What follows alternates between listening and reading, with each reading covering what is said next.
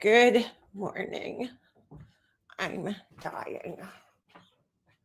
I really feel like I was this morning. I felt like I was dying. Where's this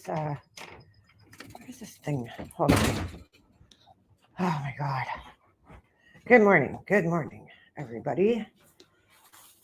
Well, there's nobody in here, but I'll wait. I'll wait. Yeah, I'll wait. Oh, as I wait, let me pull something up. I kind of want to play something for you guys, but don't want to dox myself. Oh my god, I gotta show you guys the funniest shit. If you're a member on my channel, you might have already seen this. Good morning, good morning. Oh my god. I put it on members only just because I don't know. I'm not really sure why. Bro, you can go outside, but you can't take the rope with you. Okay? Okay? The rope's gotta stay here. We're not burying ropes in the backyard. That's weird. Oh my god, he almost just pulled my whole laptop down. Go ahead. You can go out, but you're not taking the rope. Or you could go over there and get the rope. Go ahead, go outside, dummy. Oh my god. All right, hold on. One thing at a time here. One thing at a time. Let's go to my YouTube page. How's everybody doing this morning? If you guys are looking to get away from all the crazy drama, well, here's the place. Because yesterday was just fucking wild. I don't know if you guys were keeping up, but I was cleaning all day yesterday, doing laundry and shit. And I'm like listening to, dude, people just fucking amaze me on here. They really do. Between, you know, I just like, I don't know. I guess I just have different, like, I don't want to say morals because I don't know if it's morals. I guess I just have a different way of just being than other people. Like, for me, if somebody's a complete shit to me and says horrible things about me, like, I'm not talking to that person again. You know what I'm saying? I don't know. But there was panels yesterday going on, and I mean, people just selling each other out, fucking showing fucking messages. I mean, it's just a shit. It was a total shit show yesterday. And I'm like, I can't believe these people. Like, where the fuck are their heads at? You know? And then everybody just jumps over to Laura's panel, and it's like, I don't know. I don't know. I guess we come from two different fucking worlds. Because in my world, no, sorry, no. Like, once I see you for who you are, that's it. It's over. And we done. We done. But yeah, it was kind of crazy. So people throwing each other under the fucking bus. I mean, it's just sickening. So I'm not gonna get too much into that. Because it's not my shit. I didn't, I don't even know half of the shit that's going on because I just don't have the time to follow all these different fucking people and what's going on, all this drama. But I got the basic gist is that people are throwing each other under the bus. And I'm like, wow, that is shitty, That is shitty. So, but anyway, let's take a look at something funny real quick. And then we're going to take a look at something totally different. So hold on 1 second. Gotta go to my channel. This is really quick, but really funny at the same time. So hold on a second. Go to videos. So yesterday I'm doing laundry downstairs. Hold on. Let me wait for this to load up and then I'll have to pause it. I can't watch them either, Polka Dot. I'm just like, I don't even know why I was listening. I was just bored. And I went in my Discord and I think people were talking about it. So I was like, oh, or maybe I don't know. Oh, no. That's not what happened. Laura's live popped up in my thing, right? And I didn't really know what was going on. So I clicked on it and I'm like listening and I'm like, dude, like this fucking lady comes on panel and just fucking sells out everybody. And I'm like, why would you even trust this lady at this point? Anybody that's showing private messages like that with no like problem, is just no good in my book. Because if she's gonna do that to Queen Bee or whoever, right? She's gonna do that to everybody else.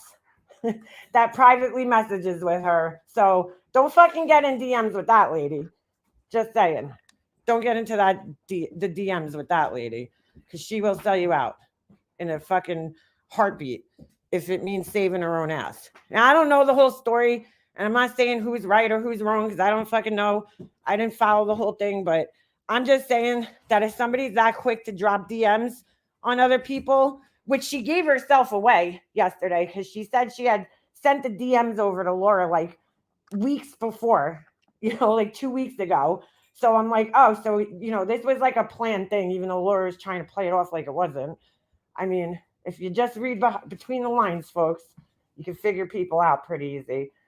So, yeah, it was pretty gross. It was pretty gross. All right.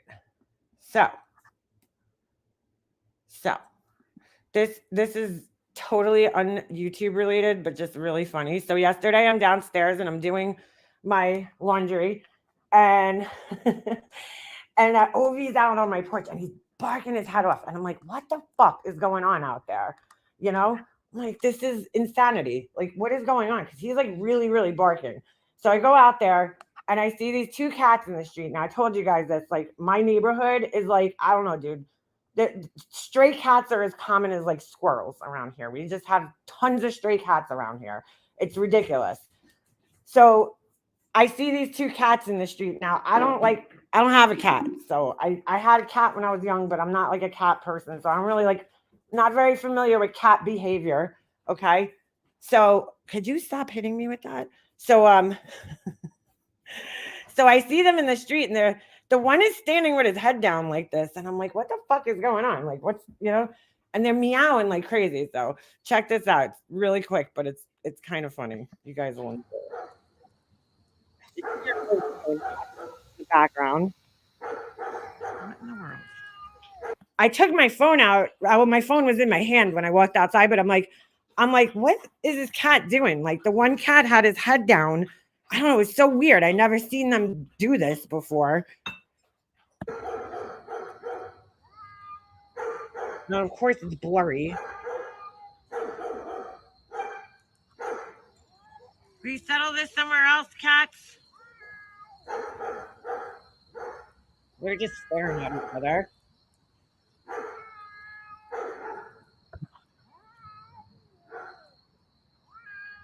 One cat's scared to move. Like, what is going on right now?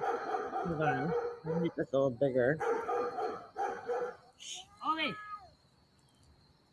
Ovi's losing his shit. The weirdest thing.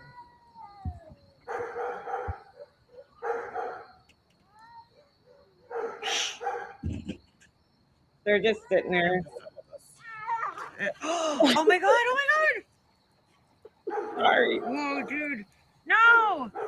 No, there's hair flying everywhere. I don't know if you guys can see it. Break it up. Oh my god, they're fighting. Dude, break it up. What are you guys doing? Go. Get out of here.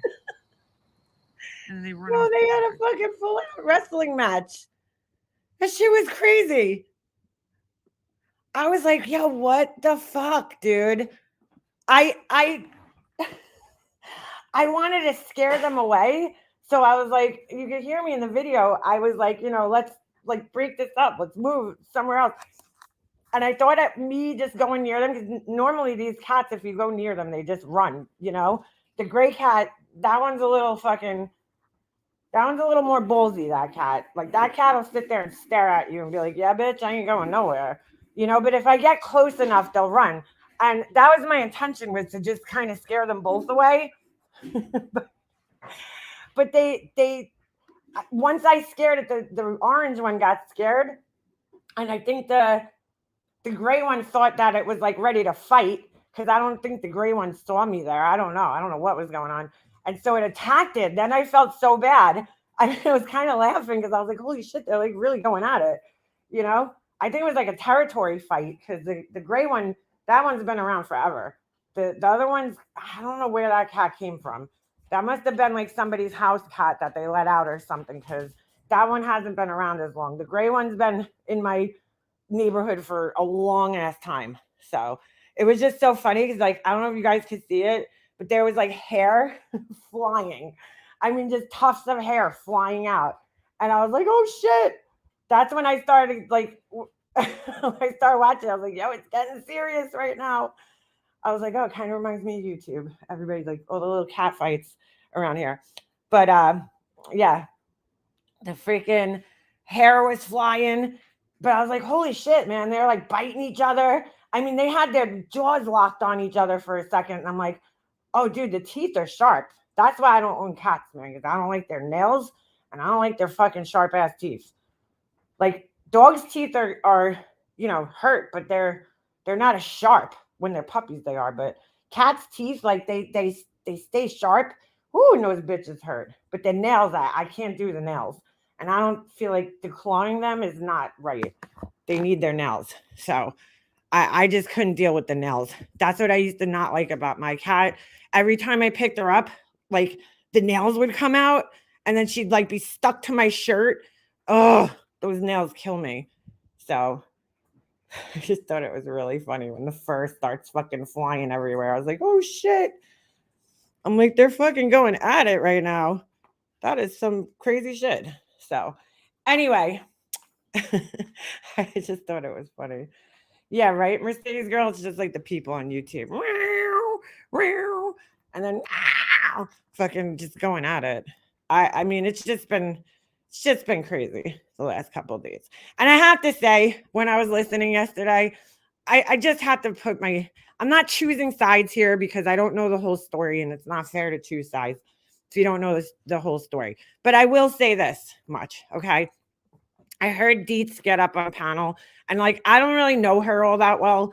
I don't really watch her channel all that much, I don't watch a lot of channels all that much nowadays. I just don't have the time. But my heart kind of had went out to her yesterday because she definitely sounded upset, and I get it. It's upsetting to find out that somebody that you thought was your friend, it's upsetting to find out that they were kind of shit talking you behind the scenes, hopefully they could work it out because, you guys know, it just sucks when there's like those divides. Yeah, Laura was very thirsty for the Glaire's dick yesterday. She's so cringy, dude. Laura, girl, she's like, oh, Clara, are we best friends now? I'm like, Laura, the joke is, it's not funny, okay? The whole, like, we get it, you guys don't like each other, and you're on panel together, but, like, the cringy jokes are not necessary, The fucking cringy, like, could we be best friends? Are we gonna like fuck each other? Those kind of jokes are just cringe, bro. They're total cringe. And I don't know if she got a new microphone or some shit, but girl, you gotta fucking adjust that thing because your voice was about 10 octaves louder than everybody else's. Like 10, no, not octaves. That's like singing. Decibels. It was like so fucking loud. Every time she spoke, I was like, oh God, holy shit. So yeah, it was bad. She's like, I'm not into drama. I'm like, but you're hosting this shit show, Laura. You're not into the drama, but you're hosting this shit show. I mean, come on, dude. You really want us to believe that? You're not into the drama like that, but you're hosting an entire shit show on your channel of drama. That has nothing to do with you. Has nothing to do with you. It doesn't involve you, right? But you're hosting it on your channel. But you're getting into the drama, girl. Oh my God. She's doing her like 90th attempt at trying to be a serious true crime channel. It's like, Laura, girl, you done played this game already. You done fucking gave this speech about 455 times already. I can't. Oh, no way, Nana. Yeah, I wouldn't talk to any of these fucking people on the phone. So I didn't follow the whole thing beyond that because I was just like, I was watching and like, it was almost just like a train wreck. Like you can't take your fucking eyes off of it because it was just so train wrecky. Like, I cannot believe how quick people are to jump on another side, okay? Just because they don't like what somebody said in DMs, just to get the dirt. Everybody just jumps in there and I'm just like, oh, God, I can't, bro. Like, it's just not for me. It's not for me. Like 2 weeks ago, you people fucking hated each other. But now that you're mad at one person, you forgot about your fucking, disdain for the other person, and you just jump up on their panel and start selling people out. Get the fuck out of here. I got no respect for people like that. Sorry, I don't. And again, I'm not on any side here because it's not my fucking fight. I don't know all the details to it. I'm not picking no sides. But as a human being, my heart kind of went out to Deets yesterday, just feeling. I could hear the sadness in her voice when she got on panel, and she was very obviously upset, and she was crying, and then she got off the panel. Her feelings were hurt. And I can you blame her? I mean, I can't blame her for feeling that way. It's kind of fucked up, somebody's talking like that behind your back. At the same time, I'm not defending Queen Bee, but I will say this. Sometimes you get pissed off at somebody in a moment and you might say something like that, but it's not, you know what I'm saying? It's not your necessarily like your real feelings, but that is kind of fucking two-faced. I have to say, it is. I mean, it's kind of fucked up. I don't know, I don't know their relationship really, so I don't know the deal, but it's just crazy. Yeah, her baby talk towards the glare. And then out of fucking nowhere, she asked, she's so inappropriate, but it's not becoming of her. Like, you know what I'm saying? Like, you could be inappropriately funny and like it could work. It doesn't work with her. Her timing is just off. So like yesterday, she out of fucking nowhere, she asks the glarer how big Morbid's pee-pee is. That's what she says, like a fucking child. And I'm like, what the like, dude, why? Like, people are having a serious conversation on your panel, and out of fucking nowhere, Laura's wondering about penises. I'm like, dude, go get laid, Laura. Seriously, go get a fucking dildo or something. Like, you are sick. You why are you even sitting around thinking about somebody's penis size? So fucking weird. Out of fucking nowhere. Like, okay, dude. Okay. And then, of course, she went live again last night, and I was in like a private screening, I should say. And, she's all the victim. She's going through the whole, I'm the victim. I didn't do anything to these people. I'm the victim. I had these things done to me. I had a glitter bomb sent to my house. I had this done to me. I had that done to me. She didn't do anything to anybody. She never threatened to like R people up the ass or anything, or call people's jobs or husband's jobs. No, she never did that. That wasn't her. Must have been somebody else. She's sick. She's sick. She's sick. Like it's like she didn't know how to contribute to the conversation in a normal adult way. So her contribution was asking about Morbid's penis size. And I was like, oh my God, dude. Like, oh my God, bro. Like, what is wrong with you? What is wrong with you? And then she kept like trying to like flirt with the glare, but it was just so cringy. Like, it was so unbelievably cringy that like, and I could tell she was like just making him uncomfortable, but he was trying his best to like not flip the fuck out on her and be like, yo, dude, you're grossing me out. Like, he probably got off that panel and took a nice fucking hot shower because he was probably like, oh, like it was just like, oh. Glitter bomb is probably still in her carpet. Oh my God. Yeah, or admit she had dreams of murdering people. Yeah. Where did she have a dream? She said she shoved like soap or something down somebody's throat. I'm like, Laura, dude, just stop, bro. Just stop. And then you got people like, I'm sorry, I'm just going to fucking call it out. And if you don't like it, fuck you. I really don't care. Nunya over there giving fucking Laura credit. Girl, you ain't been around long enough, okay? While I agree that everybody needs to learn for themselves, they do. Like, you got to learn for yourself. We could give you all the fucking warnings in the world about people. We could give you all the warnings in the world about people. And you got to learn for yourself. I totally fucking agree with that shit. But stop giving this bitch so much credit, okay? Just stop. We don't need that. Laura you don't understand. This is like there's the phases of Laura where she you know, she goes through like these phases. I could tell she's in like the I'm gonna rebuild and rebrand phase now, you know, where it's like she thinks she's fooling everybody, but you have to understand that we've watched this happen a million times, dude, over the last how many years, where she's, you know, she gets into a whole shit ton of drama. And then all of a sudden she's like, I'm going to rebuild and I'm going to take my channel seriously and I'm going to start editing videos. And I took editing classes, which, by the way, Laura, you did not fucking take those editing classes. And I'll tell you how I know. I'll tell you how I fucking know. So back when me and Laura were friends, right before our friendship kind of ended, Laura was like, I don't know what the fuck she was trying to do, to be quite honest with you. It was like, I don't know. Sometimes I used to wonder to myself, dude, this girl puts her energy into like the weirdest shit, you know? She puts her energy into like things that I just like, I don't see how she thinks that these things are going to help her channel, you know? So she was putting her energy into like these graphics, right? They were supposed to, I don't know. She had like a ticker and then there was something else, right? There was some other thing that she was trying to put in, you know, graphics into. So she's downloading these templates from like this website and I'm like, yeah, dude, I'm like, she's like, you know, I don't know how to do these.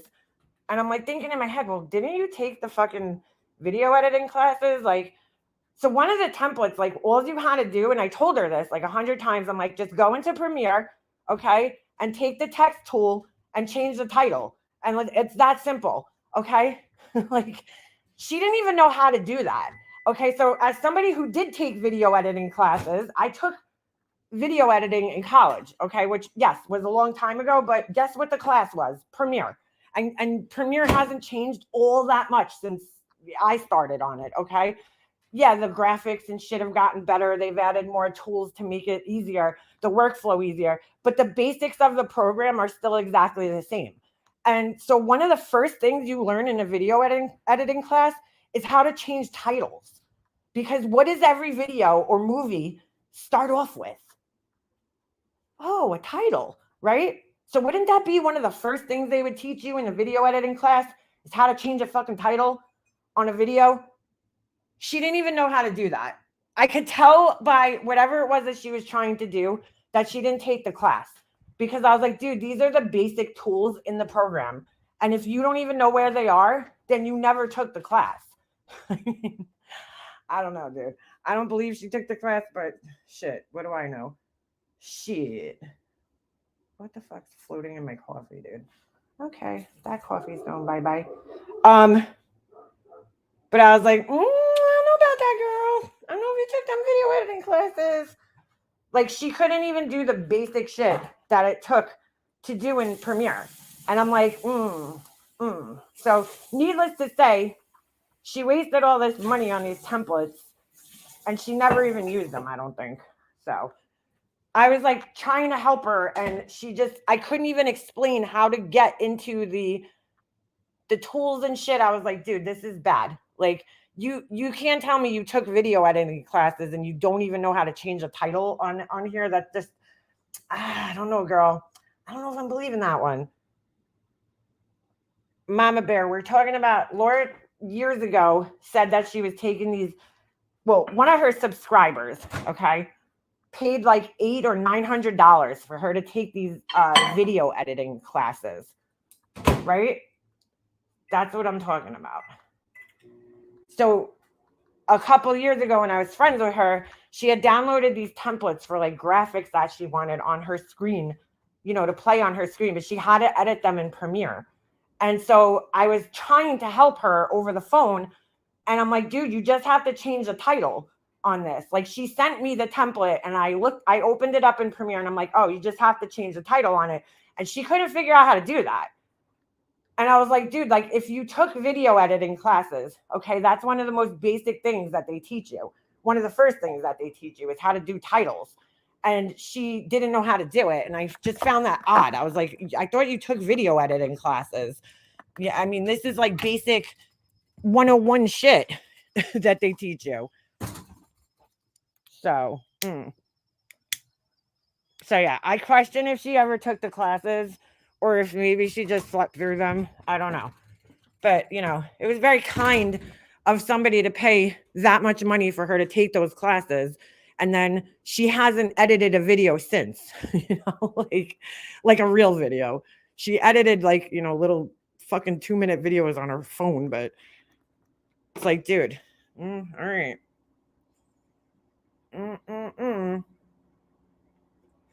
Giving Laura credit is like giving MTL credit. Yeah, exactly.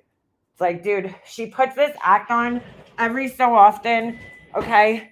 At the end of the day, yesterday, her motive was just to fucking expose Queen Bee. As much as she wanted to sit there and pretend like that's not what she was all about yesterday, that's exactly what she was about. That's why that woman ended up on her panel. And that's what that whole thing was about. Was that Laura? I've watched her do this so many times to so many people, back with Diane and Wendy. If she could find the littlest fucking most insignificant thing that they've done wrong, she'll blow it up and make it like it's the worst fucking, biggest deal in the world. She'll blow the shit up to like the umpteenth degree. And I'm just watching these people getting fooled by this shit. And I'm just like, oh my God, you poor unfortunate souls. You poor unfortunate souls. It's like, I feel so bad for you guys that you're falling for this shit. It's like, dude, we've watched this cycle repeat so many fucking times with her. It's ridiculous. And then she took the opportunity, since she got some new people in her chat last night, she took the opportunity to put the whole, like, I'm taking my crime thing seriously. Now, I'm going to do it the right this time. I'm like, oh, dude, no, you're not. No, you're not, Laura. You've given this speech 355,000 times, bro. I mean, you're not. You're just not. What woman was on Perp's panel? What's that lady's name? Aileen or some shit? That really loud bitch from Jersey? That's like, the one that Dolly attacked.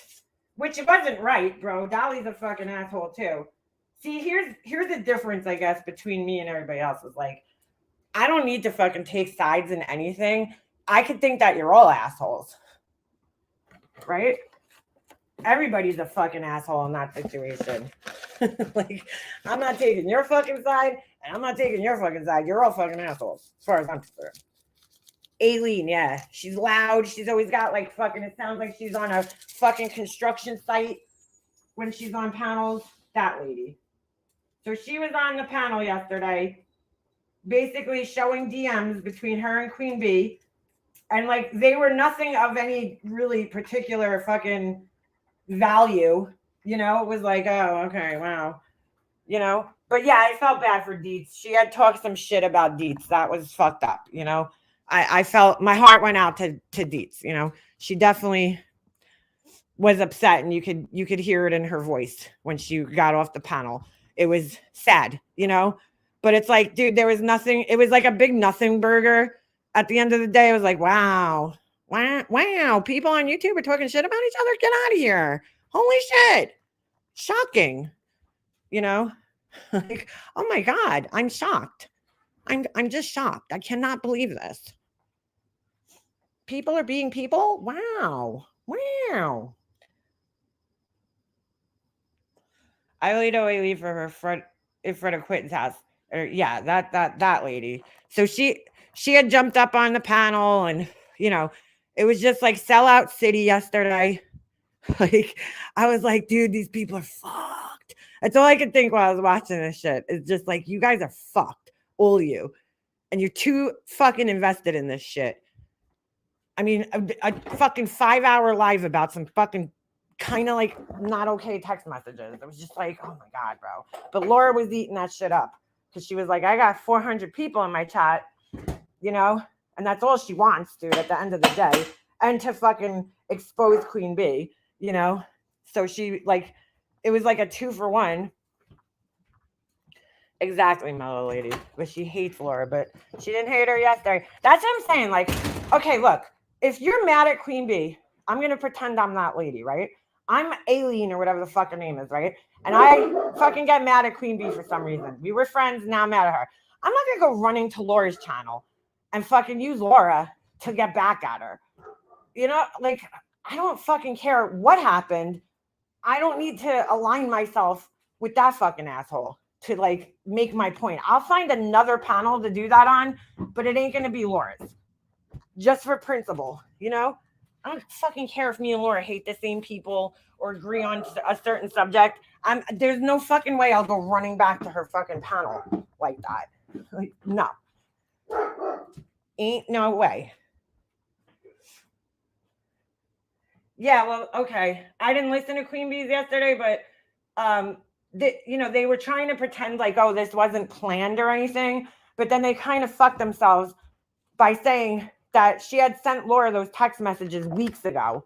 So it was like, oh, girl, so you were being shady then for weeks. Okay, I got you, boo boo. Mm-hmm. That makes sense though.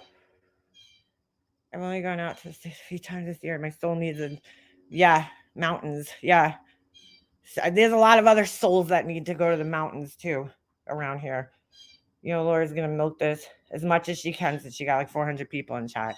Well, last night she's like, I'm not in the drama, and she's telling people to stay out of other people's business and all this shit. And I'm like, dude, are you fucking serious right now, Laura? Are you listening to yourself? All you did today was get yourself involved in other people's shit. What do you mean? How the fuck dare you tell other people not to get involved in other people's shit? Oh my God. It's just like, when you see the cycle repeating and you can see the forest from the trees, like you're like, oh, I know what's going on here. I've watched this fucking happen 3,000 times. That's how I felt yesterday. I was like, oh, I've seen this. And then like in 2 weeks, all these people will be fighting with each other. Laura will be cursing the Glera out and calling him a fucking alcoholic. And I like the Glera. Everybody knows that. But I was kind of like, dude, how do you go up on Laura's panel after like, dude, I don't know. Maybe he don't know. That's what I was kind of assuming. Or maybe he don't care. I would care. But then again, men are different. I will say that. Men could be different with this kind of shit. But if that was me, I would be like, yo, fuck Laura. I'll never talk to that bitch because she's trying to dox your fucking life out, calling you an alcoholic and a child beater. How the fuck are you going to go on her panel, Glera? Come on, bro. Like, you know what I'm saying? It's just like it's a self-respecting. Like she's like really trying to discredit you and make you look, not only discredit you, but like calling you a child beater and shit. And then even for her, how do you sit there and act so fake to somebody like that? It's just sickening, bro. I was like, this is why, man. I feel like I was just, I come from a different place from these people. Clearly, I'm not saying like I'm better than anybody. I'm just saying I come from a different fucking mindset when it comes to shit like that. I just don't. It's very hard for me to go back with people who have tried to fucking destroy my character. It's like, I'm good. Yeah. Day before she called him a drunk for an hour and a half. That's what I'm saying, bro. Like I would not like, and I like the Glare, I'm not mad at him or anything by any stretch of the imagination. I'll still pop in his chats and shit. But I was just like, dude. And then I'm thinking, all right, I know the Glare because I've known him for years. He don't like pay attention to all that kind of shit. So he might not even know to the extent of like what she was saying about him. I'm sure people told him, but like Will's the kind of person where he's like, oh, I don't give a fuck, But at the same time, I was just like, dude, like it's not a good look if you go up on a panel with somebody who's like really trying to fucking destroy your character like that and like be cool with them,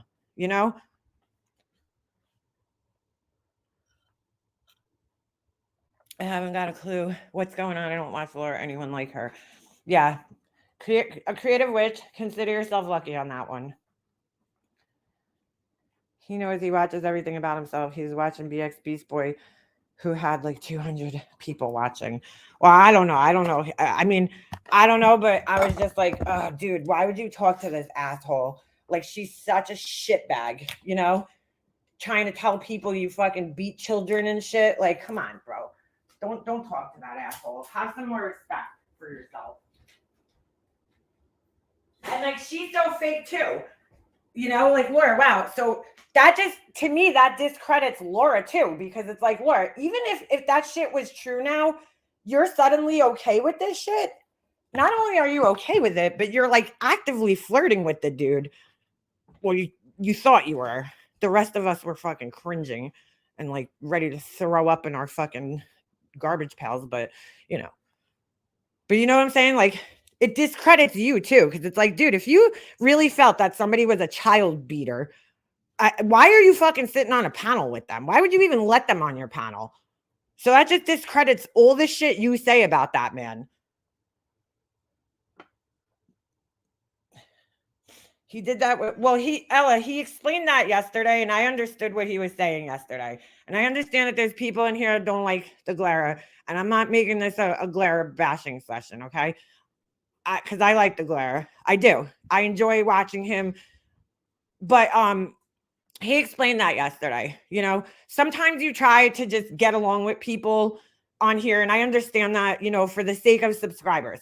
That's why, dude, that's why every time, you know, every time big creators fall out with each other, you'll notice that I'll stop going in their chats, because I feel like the second you start going in their chats, now all of a sudden you're picking a side, when it's like, I'm not picking a side. I don't want to pick a side because it has nothing to do with me. But if you just show up in somebody's chat, it's like, oh, you picked a side. So anyway, I try to, you know, I feel like, oh my God, there's just less and less places to go in this little community over here. So I'll just kind of stay back, because I'm like, oh, here we go again. You know, now if I show up in this panel, everybody's gonna fucking think like, oh, you're on this person's side, and that's not necessarily the case, you know. Because I don't have a dog in this fight. It's not my fight. It's not my, you know, battle. But I understand sometimes when you're like, okay, we share subscribers, let's just try to get along. You know, he went up there to as a kind of peace offering, which is fine. Like, you know, I'm not saying people can make up with each other. It's fine. But you know, he's been around long enough to know Laura's character.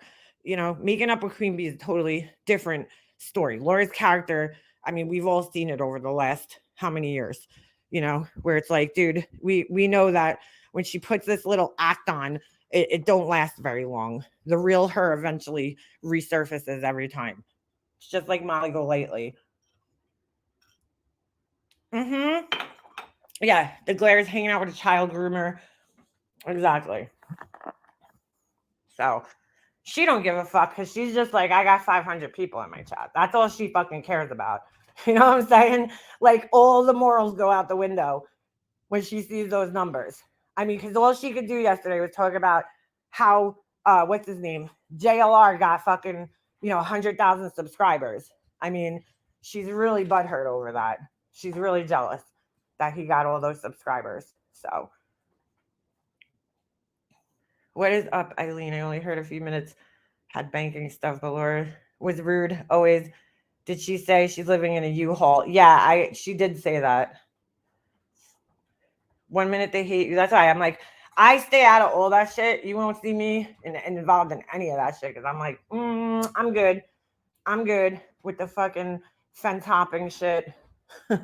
I'll stay over here on my side of the fence. This is why I don't get involved in no groups, okay? And this is why I always fucking do my lives by myself, because once you start affiliating yourself with the group, everybody then holds you accountable. I've been through this shit before. I know some of these people here are new and they're still learning the ropes.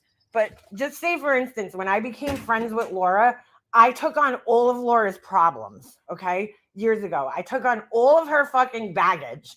And now everything Laura did, I became responsible for as well.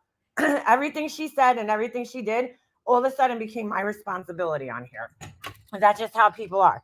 So if you affiliate yourself with a creator or a group, you're now responsible for everything that person says. And it means that you support everything that they do and they say. So I'm just like, no thanks. No thanks.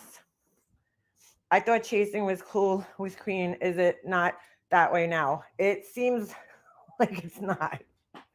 That's what I'm saying, man. I can't fucking make sense of these people. I was just laughing at them yesterday, like, girl, like so quick, you know, to jump out and sell each other out, throw each other on the bus. Oof. Ouch. Ouch. It's just like, oh boy. Oh boy. I'm no fan of Glare. I like a lot of people who like him though. That's what I'm saying. Like, you don't have to like him, dude, you know? But whatever. I don't even know. I don't even know where I was going. Deets on the streets. Thanks. I forgot who had that live stream. Yeah, she was pretty hurt yesterday. I didn't listen to her live stream because I typically don't, I don't really listen to her all that much. I'm not, I just got to be honest with you guys. Like, I'm not into the whole panel thing. When there's like a lot of people on panel, I find it very hard to focus. It's very hard to, when there's 5 people on panels, a lot of the times people are talking over each other. And then my ADHD is like an overload, sensory overload for me. I'm like, whoa, dude, or you'll have like that one person who jumps on the panel and just takes over the panel with shit that has nothing to do with what anybody else is talking about. It's like, it's hard to follow sometimes. She apologized on her live. She didn't want to go back. She admitted her fault and hoping to move forward. Yeah, like hopefully they could work this out, together and talk about it. People, get upset with each other at times, and they might say some things that they don't, that's how they're feeling in the moment, but it's not how they're feeling overall. I feel like it probably is one of those type of situations where she was just annoyed in the moment.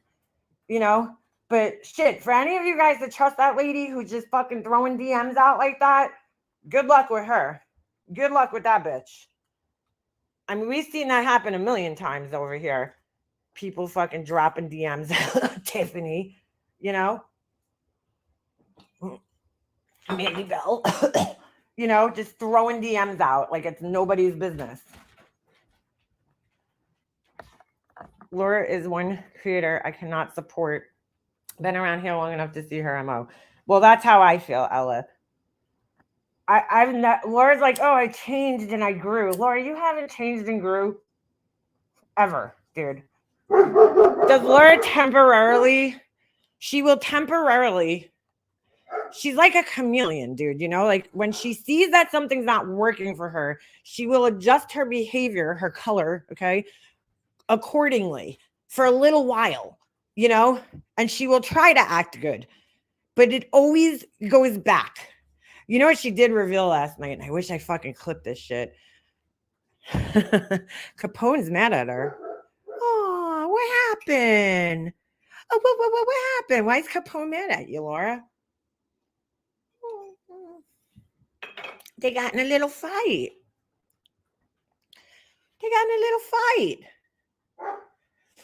Don't throw BMs around here. Throwing bombs around here is one thing, but DMs, yeah, exactly. She will never change. Laura called Jones's father pedo, even doxed Jones in the beginning of her live yesterday. And see, like, Jonesin was in her chat. I'm like, girl. Well, in all fairness, I don't know. I wasn't watching the chat all that closely. I heard people saying her name, so I looked in the chat, and she was trying to, like, defend herself in the chat, I guess. So I don't know if she was in there, like, I don't know all that she was saying in the chat is what I'm saying, but. Oh, Fresh Start was in Laura's chat. Lovely. Corey, you mean? I'm a newbie around here. But, I thought you said Corey. Sorry. Fresh Start was in there. I'm a newbie around here, but I can see how she is the drama queen and really angry and vile. Yeah, dude. She's had her fucking moments on here. Trust me.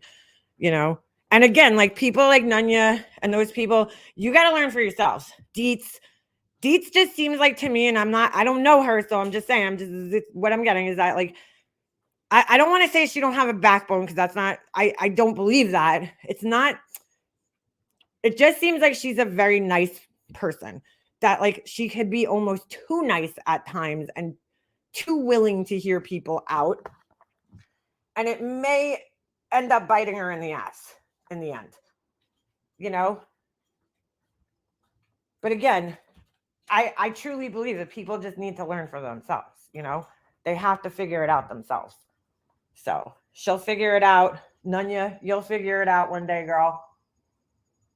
Mm. Laura is a friend to nobody. I promise you that. I promise you that. I give her no fucking ass pats. I give her no ass pats. It's not our business what someone says behind our backs. It's very true, Anastasia. You know, like, I don't know, man. There was no need for that yesterday. I felt like it was like just that lady got mad. She runs to Laura. She had already sent Laura the messages. Okay. They were trying to act like this was some spontaneous thing that just happened yesterday, but then they gave themselves away when the lady's like, "Well, I sent Laura these messages," and Laura's like all proud of herself that she's like, "I didn't expose these for a whole 2 weeks."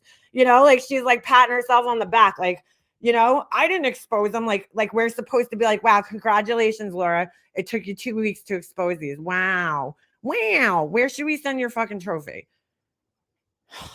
Like, and then there's all these people in the chat not noticing all the sneaky shit that's going on in there on this panel yesterday, just totally blind to it. And I'm like, dude, like, I mean, I was kind of honestly shocked to see Chasing Truth up there because I'm like, dude, this is some fuck shit. Like, what are you doing up there, girl? Why are you involving yourself in this fuck shit? Because you never involve yourself in fuck shit like this, and here you are involved in this fuck shit. It's not a good look.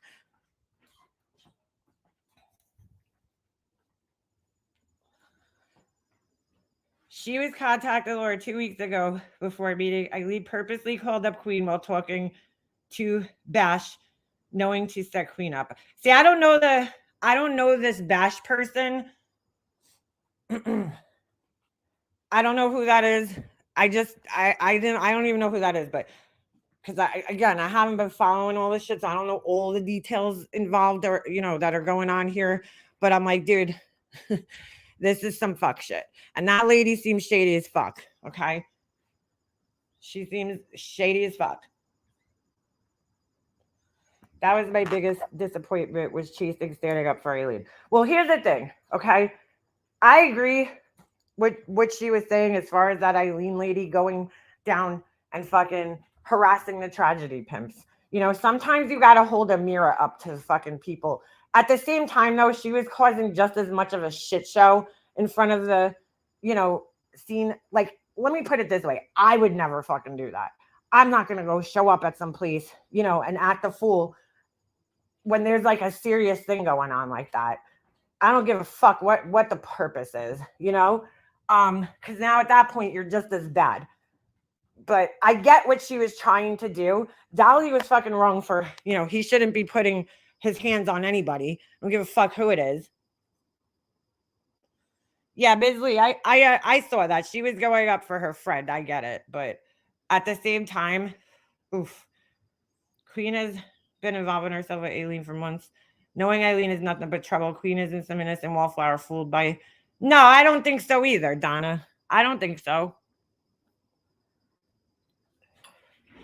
I don't know, man. That Aileen and MGL were close, and when MGL said this community would implode, I think she's still working with MGL. Maybe she is. That's possible.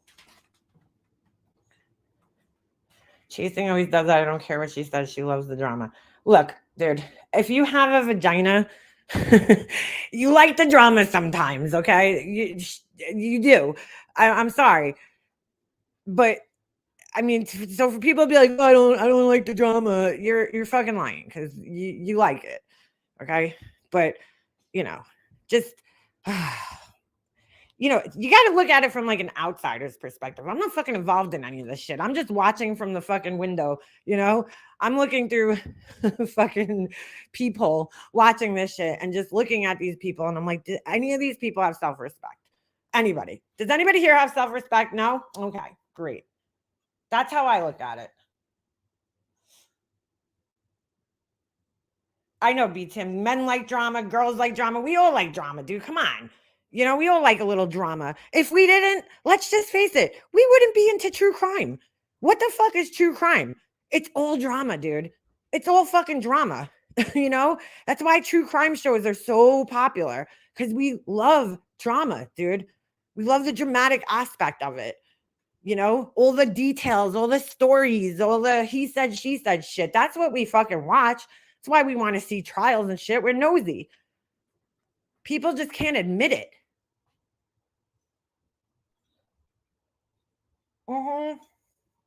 Mama bear, exactly. And sometimes the drama gets too much, though. Like that shit yesterday, that shit was too much. I had to turn it off after a while. I was like, dude, this shit's too much. These people are too much. Like, you're too invested. I can't. That's why I laughed at the Glare saying he doesn't like drama. And being in drama, he's so full of it. He loves drama too. Everybody loves drama. I don't give a fuck who you are. You like it. If you're fucking in this community, okay, you like it. Period. End of story. You fucking like it. I don't know why everybody denies that they enjoy seeing a good shit show. Because I fucking straight up will tell you guys that I enjoy a good shit show. I thoroughly enjoy a good shit show. Okay? I sit back, especially when I'm not involved in it. I sit back with my fucking popcorn and my soda, and I'm like, ooh, shit show. Let's go. Let's go. And I'm fucking eating my popcorn.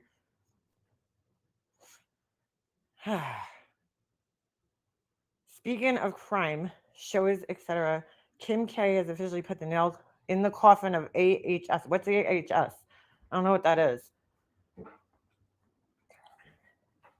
Yeah, my life is pretty drama-free too. So yeah, it's definitely entertaining. Okay, exactly. Bazina, I think it is. Where yeah, that's what it's like watching reality TV. It's exactly what it's like. I just I like a good shit show. I'm not gonna fucking lie to you guys. Maybe there's something wrong with me. I tell you guys all the time, like I find fucked up people fascinating. Like that whole thing yesterday was like a great social experiment. I was just like, look at these people. Like, like to save their own asses, they will fucking throw people right under the bus. And that is fucking interesting to me. Because there's plenty of times on here I could have fucking thrown out DMs, and I have because people have fucking, tempted me to fucking, or lied. And I look, if you're going to fucking lie on me and I got a DM that can prove that you're fucking lying, yeah, I'll show that shit. Absolutely, I will, But see, that lady, she just fucking threw it all out there, dude. I mean, and this reminded me of something Tiffany did, okay? If it's going to hurt somebody else, you got to like stop and think to yourself, like, maybe this isn't the best, you know what I'm saying, thing to do. If you're just trying to prove something for yourself that's going to vindicate you, fine. But that's not what those DMs were about yesterday. Those DMs were intended to hurt people and cause destruction yesterday. You wanted to break up a friendship. When in reality, if you really gave a fuck about Beats' feelings, you could have contacted her behind the scenes, because I'm pretty sure she has something on her channel where you could contact her, or email her or something, and you could have sent them to her that way. But Tiffany did this a long time ago when we got in a fight. She got in a fight with Laura. She just went behind the scenes and went through all the DMs, okay? And by the way, Laura was lying yesterday when she said she never seen anybody unsend a message, because Tiffany, when we got in a fight, she went on Facebook and went through every single message we had and unsent every fucking message that we had. Every fucking message. And Laura knew that, because that's when I told Laura about the fucking feet pics that Tiffany took. Boy, she's come a long way from feet pics to carrot pics. But anyway, she totally lied. She was like, I never seen that before. I'm like, yeah, you did. But anyway, Tiffany went and she found some, DM where Laura was saying something about John crimes. I think it was like John bought subscribers or some shit. And she went and just like sent it to him, just to disrupt and cause chaos. Like there was no reason to involve John in the situation, because the same could have been done. We could send shit. I could have sent shit to John that Tiffany said about him, but I didn't do that. Or Laura could have too, but she was just trying to cause chaos. And I feel like that's kind of what was going on yesterday.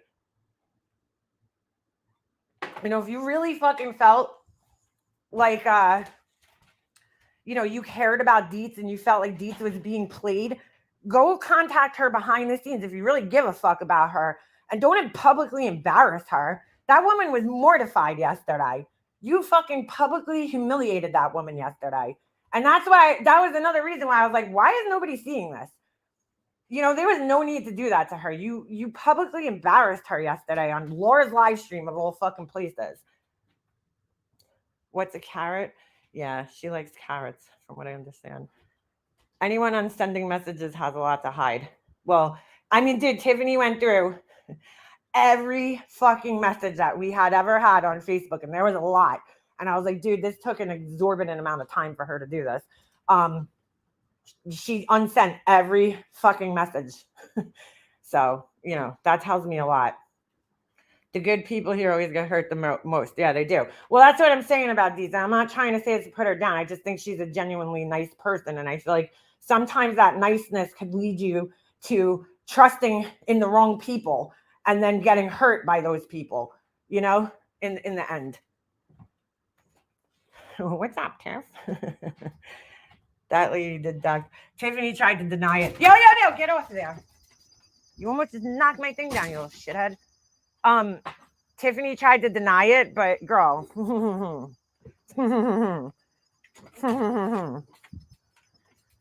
You like carrots. Deets does seem like a nice person. She does.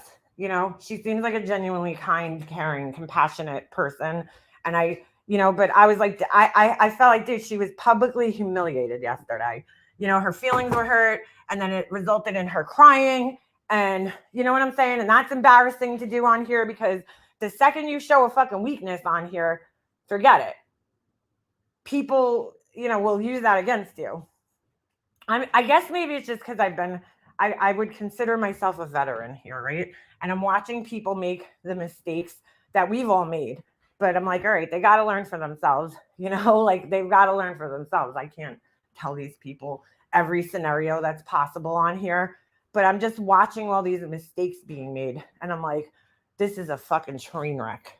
It's a train wreck. Laura forgets a lot of her past deeds. Oh, she certainly does, Ava. She certainly does. She certainly does. I mean, she really sat there yesterday at the beginning of her live and acted like she is just this innocent victim and she's never done anything. And all these people hate her for no reason. Because, people do that. They just start hating on people for no reason. People just came on YouTube and they were like, who could we hate today? Oh, Laura. We'll just pick Laura because, why not? Like, just like Betty Bullhorn, she sits there, and I saw a fucking excellent clip of her the other day. We should actually look at it. Her having a fucking complete meltdown. Holy shit. And it was like, dude, like, people don't just dislike you for no fucking reason, dude. That's not how the world works. I'm sure there's people out there that are like, maybe just don't like people, and it's like a stupid reason why they don't like them. Like, they just don't like their voice or something. But like, typically, when you have that many people coming after you, there's a fucking reason for it.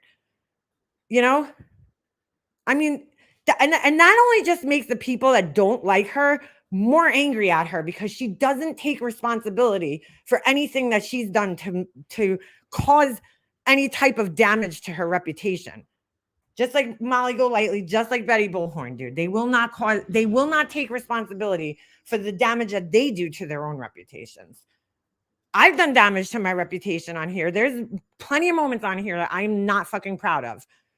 Things that I've done that I can't take back, that I had to just suck up and deal with. And it made people not like me. And I just have to fucking deal with it. But I try to learn from my mistakes. I don't think Laura knew Aileen was going to bring out the Texas TV. Well, she had no problem throwing them shits right on her screen. The whole thing was, though, is that Laura was sitting there yesterday to try to act like, I'm not in the drama. I'm not involved in any of this stuff. But she had no problem hosting that shit yesterday. I mean, that lady Aileen could fire up a live on her own fucking channel. Anybody can. And don't give me the bullshit, I can't figure this out. If you can figure out how to get on StreamYards on somebody else's panel, then you could fucking figure out how to run StreamYards from your own channel. Okay? Give me a break. There's plenty of other ways she could have done what she had to do yesterday and tell her side of the story. Laura was more than happy to facilitate that shit, because it's like any chance she could take to make Queen Bee look bad, Laura jumps on that shit. like freaking white on rice, you know? And it's like, all right, dude. Wait, what? Hold on. Thank you, B Tim. When did Capone and Laura start fighting? I don't know. Let's put that up on the screen. Thank you. Ugh, why isn't it going up? I need the answer to that question. A lot of us could have sunk Laura, but we stayed quiet. Laura needs to think about that. Oh yeah. Uh I agree, Donna, 100%.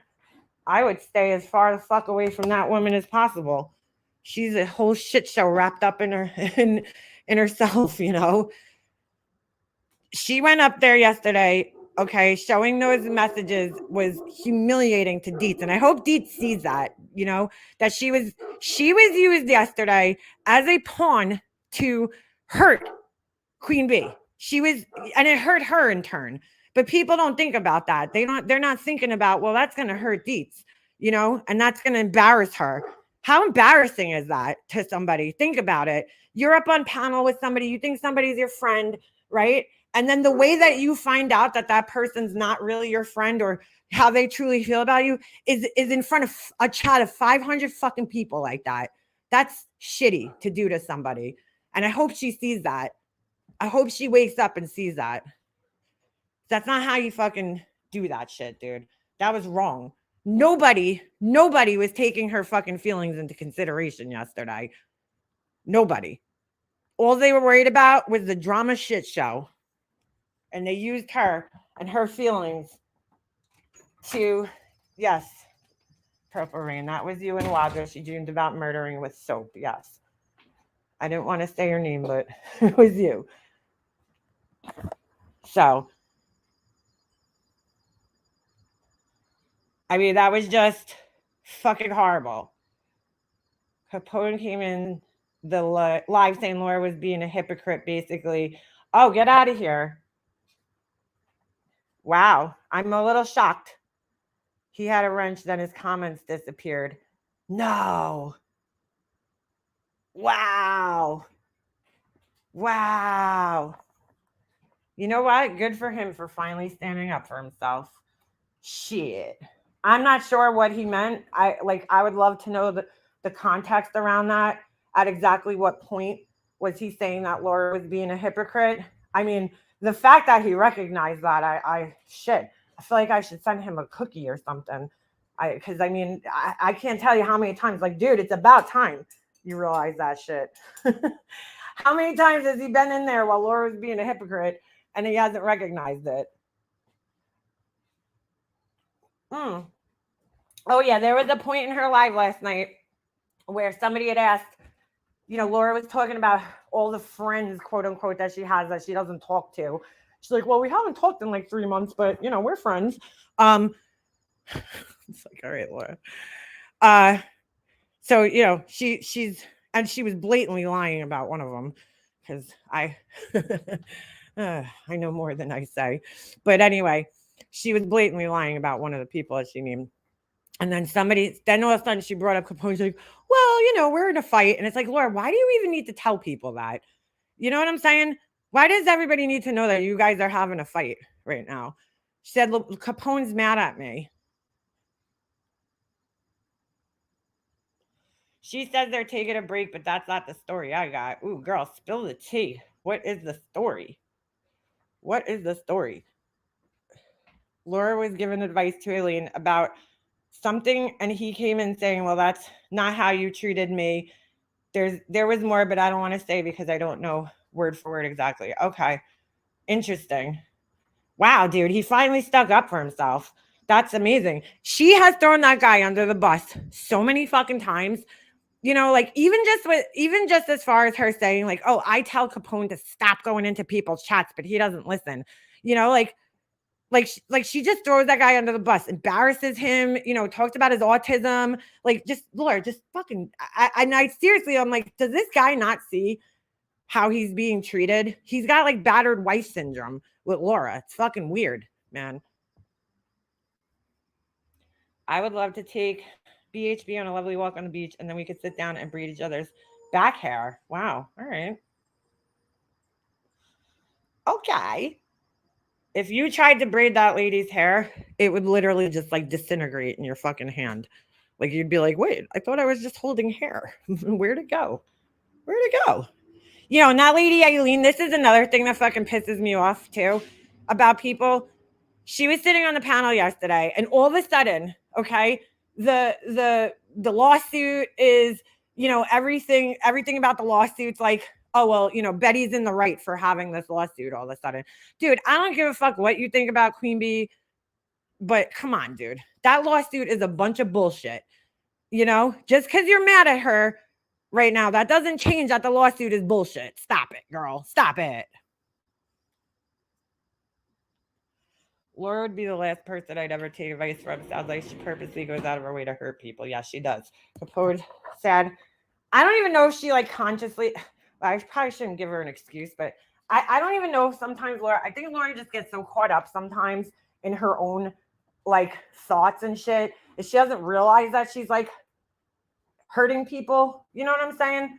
Like, I think she's just so caught up in like protecting herself sometimes that she just doesn't realize it. And I hate to give her that excuse, but like just, being that I was friends with her sometimes and watching how her brain operates, I realize that like not a whole lot of fucking forethought goes into anything that she says or does. She's very impulsive. She's got huge impulsivity problems, which I do too. I've been trying to work on not being so impulsive over the last couple of years.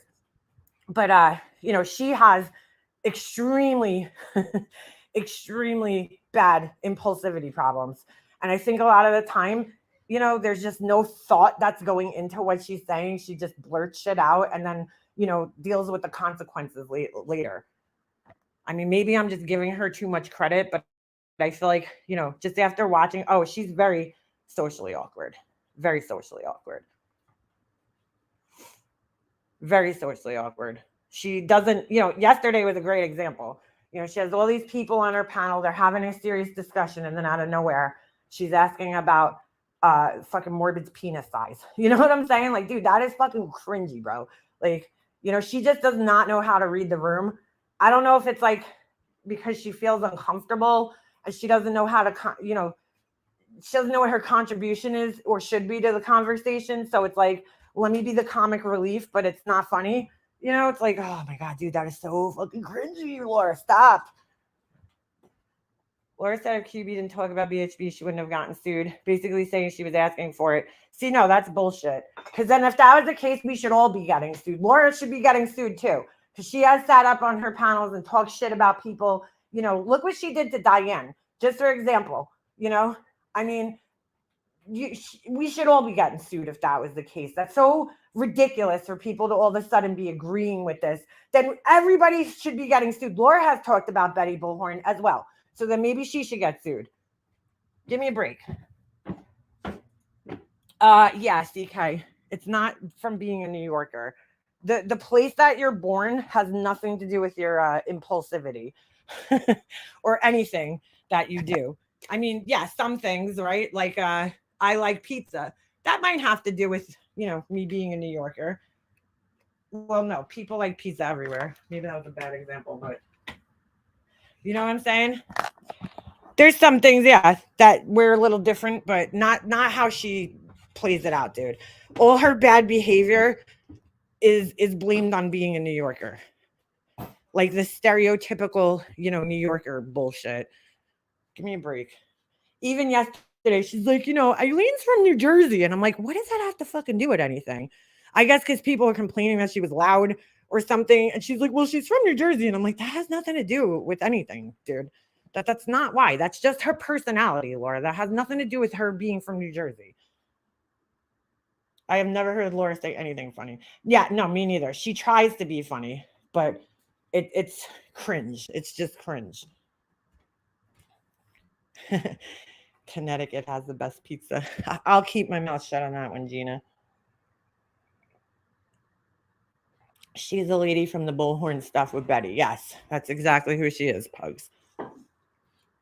The lady with the Bullhorn stuff. Who, in all reality, went down there and caused a ruckus just as much as the other people did, right? Like, again, That's just me sitting back cringing. I get what she was trying to do and I'm down, I get it, but like at the same time, you were being just as disruptive by going down there. So like, you know, would I do it? No. Do I care that, she fucked with Betty Bullhorn? Not really. They kind of deserved it, but at the same time, like you got to look at the other people you might be hurting. Clara thinks he actually agrees with Laura. The fact is, Laura reads the room and says whatever she thinks she should. She doesn't really care either way. I totally agree, Purple Rain. I know you're behind, but that is so true. That's what Laura does. She will, from day to day, she's like a flag in the wind. It's just like whatever way the wind blows her. If it's gonna help her in some way, she will just agree with people. Like even if it's not really what she feels, she'll agree with people because a lot of the stuff she says, it changes from day to day. She just blows with the wind. I mean, I remember a couple of months ago, I don't remember exactly who it was, but I feel like it was the Glare for some reason. She had a couple of people came up on her panel and they were having a discussion, or it might not have even been her panel. It might have been another panel that they were on. I forget.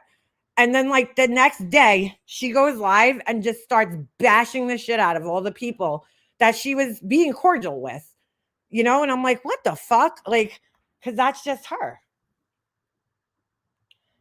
Aileen is quick to change sides, saying she might drop charges on Dolly when just last week she was yeah, see, that's what I'm saying. Fuck out of here with that shit. Laura's just a rude person and was raised poorly and never disciplined. Nothing to do with the state. Yeah. Yeah, it has nothing to do with where she came from.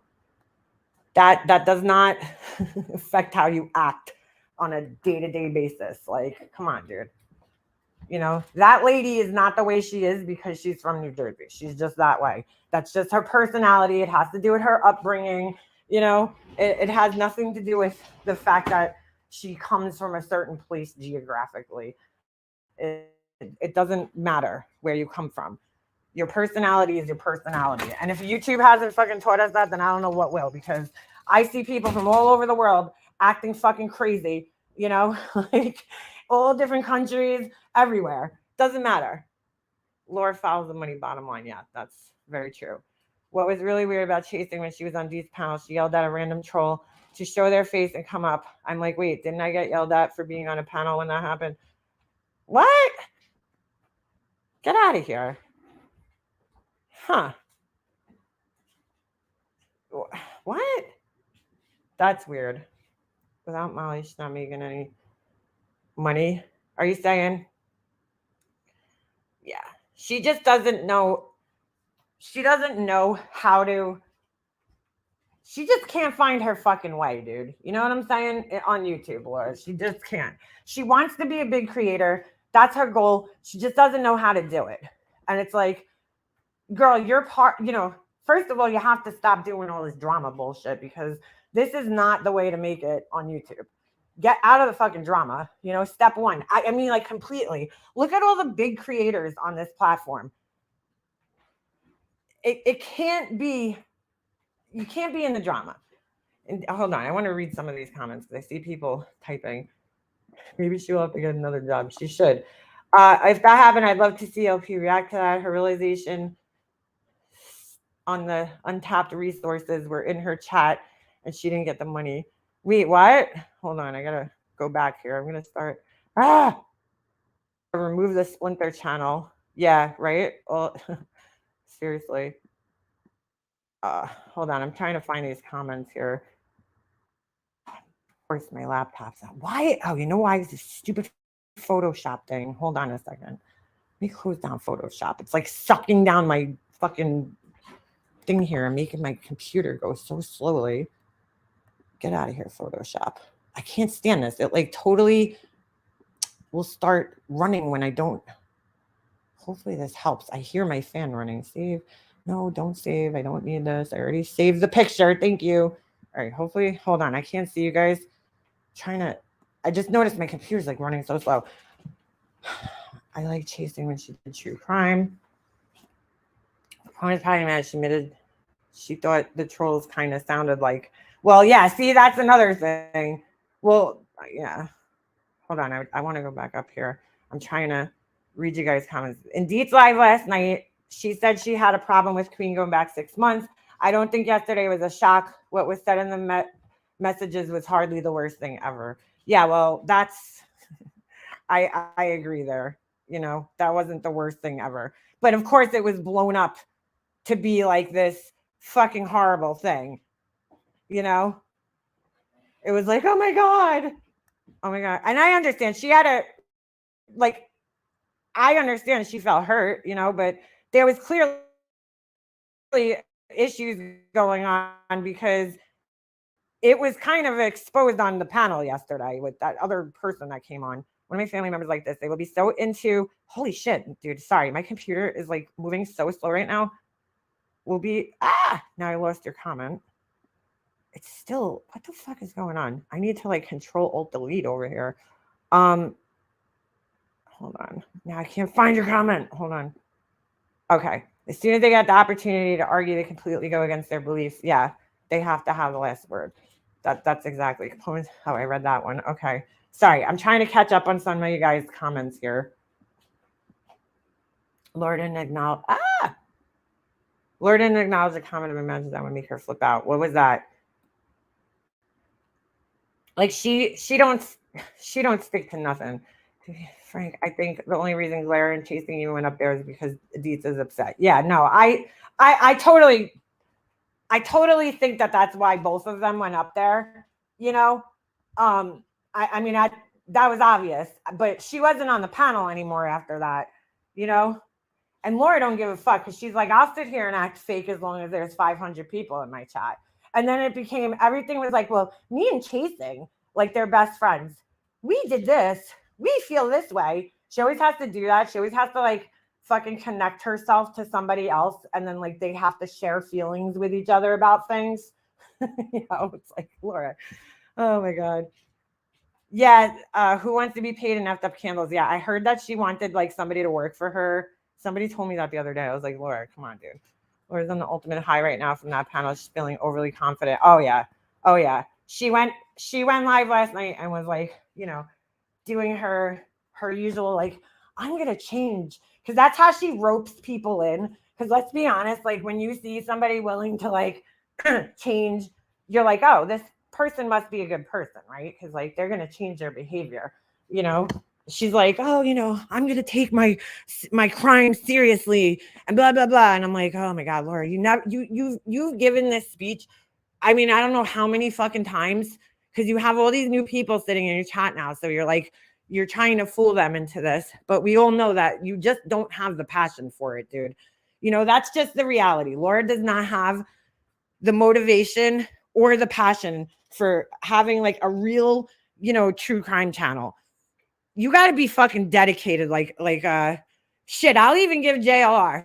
That guy has a dedication. Like I mean, I don't like his videos or his style or anything about him, but I will give him that because I think he might have something wrong with him where like he's hyper focused on things. He becomes hyper focused and almost obsessive with things, but I will give him that he is dedicated to what he's doing. And that's why his channel is growing, dude, because he's keeping his channel focused on what he's doing, which is, you know, whatever the fuck he does, going around and visiting all these scenes, you know. There's this guy on here, kind of reminds me of, his name is Lamont at Large. I don't know how the fuck this guy affords to go around. I mean, I literally saw him. I drove by the Gabby Petito Memorial because you know, when that was going on, and that was like, what, 2 years ago, whenever it was, I just happened to be on my way home from Brooklyn that day and passing that area right as that was going on. So I was like, oh, I'm going to drive by and, you know, just check it out real quick. And I seen that guy, Lamont at Large, and he was out there vlogging. And I was like, oh, he must be from like New York because he's here, you know, but no, he just travels all over the fucking place. It's crazy. And I don't know how these people afford to do that shit, but like, the dedication that you need, you know, like Duty Ron has the dedication. Gray Hughes has the dedication. Christina Randall has a dedication. Like you have to stay focused and on that one thing and that one thing only. And she just does not have the dedication or the follow through to be able to do that, dude. because you have to shut everything else out. I don't have it, you know? I would love to do like a freaking DIY channel or something, but I can never sit there and think up new projects every day. I watch these channels and I'm like, how do these people come up with this shit? You know, constantly. It's not even just that, it's also getting the money to be able to afford to do that, you know, because you have to invest. Yeah, she did sound giddy. No one Blake screen I watch, but mostly focus on the smaller creators that have like 9. His house I follow him for a year and almost a half. Off the cuff, yeah, they do, you know, paying people in candles to research for her is insane. Yeah. Yeah. I mean, like, I don't think Christina Randall has somebody that fucking pay that does her research. I think she does her own research. It's not that hard, dude. It really isn't. I mean, she should have a lot of extra time on her hands right now because 2 of her kids are away at college, you know? So, like, all the focus that went in on them is gone now. So she should have a lot of extra time on her hands. I don't know why she has to pay people in candles. But, dude, like, I would never fucking work for no candle. I don't know if she was joking about that, but if she was serious, like, girl, I think that's illegal. I don't even know if that's fucking legal to do. I had so many channels. I had so many, hold on. But I'm ADD. Well, that's what I'm saying, dude. Like, I don't have the time or the energy to focus. Maybe before I had my son, I probably could have done it. But like now, I just don't have the fucking time, dude. I just don't. I don't have the energy. It takes a lot of time to sit there and edit videos and, you know, do all that research. It's a full-time fucking job, dude. You know, people think like, oh, it's YouTube, it's easy. No, what's easy is hitting a live button and bullshitting with people. What's hard is to sit there and freaking, you know, edit videos and come up with new content every week or every day. It's a lot. The research isn't hard. Take notes, write shit down, you know, and that's it. It's pretty easy. I don't know why she needs somebody else to do that for her. I really don't. You know, it's like either focus on being a YouTuber or focus on being the, you know, your candle empire, Laura. I mean, I guess you could do 2 things at once, but I just don't think you have the drive or motivation. To be honest with you, I'm surprised that the candles lasted as long as they did. Oh.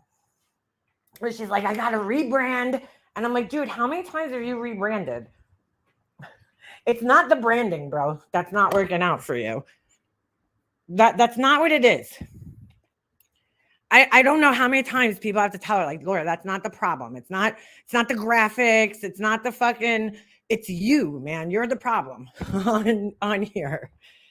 And it's like you have a reputation on here that's very hard to erase at this point in time, you know, for people to take you seriously. They type your name into a chat, into a search, and you can't run away from that, you know?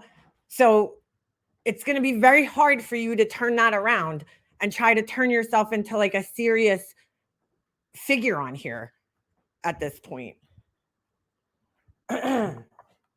Dude, like, I have a fucking bullshit monkey channel, okay? That I have like, I don't even know, 20 videos on, if even. And I have fucking 9,000 subscribers on that channel. And I haven't even updated it in fucking years. And it just got 9,000 subscribers. And I'm like, it has more than this channel. Because why? Because it's focused on one thing, right? And it's that's the only topic. And people, it's like a thing that a lot of people like. And that's why I got 9,000 subscribers without me even fucking having to do anything on it. You know, not that that's a lot, but I'm just saying, like, I know if I took time and put effort into something, I could make a channel that I could have a pretty big following on. I just don't have the fucking time or drive anymore to do it. True crime channels, not true crumpet channels. Crumpet. I would love to have a channel, but man, I don't want the headaches. I would not want to do true crime. I mean, dude, true crime it's so oversaturated now too. You know, like, there's so many people doing it. I mean, the true crime community is enormous on YouTube. It's not just like the few people in this little neck of the woods. There's a whole ass true crime channel. I mean, community that's way bigger than this little area. There's so many people doing it. So, I mean, that's a hard thing to tap into. You got to have something going for you to get into that market. I just don't think, I don't know. I just don't see her after 10 years, I think it's time to just realize that, you know, you don't have any credentials. You know what I'm saying? Like Duty Ron has credentials to add. Gray Hughes has credentials to add. He's very intelligent. He does these little 3D scenes. He's detail oriented. He puts all these timelines together. Like, he makes informative videos.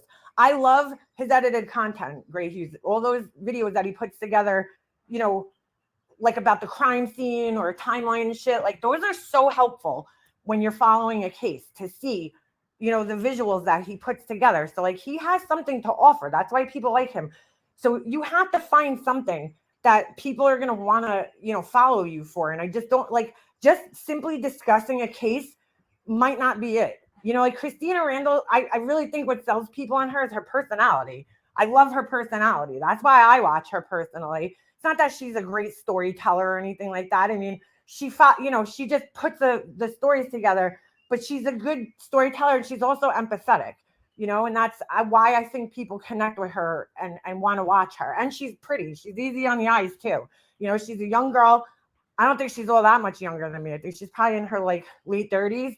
I only know just from like her certain references that she makes to things that I could tell that she's probably around my age, but like that's what makes her so easy to follow. Same thing with Kendall Ray.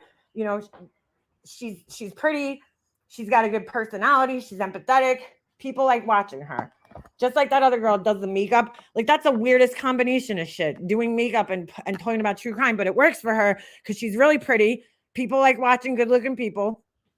And she's kind of funny. She's got a good personality too. I don't watch her all that much, but yeah, she wants the glare bad. Mm-mm. Mm-mm. I feel like we need to send the glare an edible arrangement from yesterday. Yeah, me too. Like I said, he probably had to take like a hot shower yesterday and like get drunk or something. Like just to like do like a mind eraser. Just like, oh, he probably felt like so violated when he got off that panel. I would have if I was him. I would have been like, oh my God, dude, this old fucking weirdo is hitting on me. Making like, why does she do that to people? Like, it was so cringy and like, just why are you? Yeah, Bailey Sarian, that's her name. Why are you trying to make this guy feel uncomfortable, Laura? Like, I just don't get it. Why do you do that to people? She's like, right, Clara, we're gonna be best friends. I'm like, oh my God, dude, Laura, why? Why? Like, people get it. You guys don't typically like each other. We get it, but you don't have to like fucking just like go so extra on that shit. And he just didn't even know how to handle it. Ugh. I don't know, beats him. I think he was grossed out. Ugh.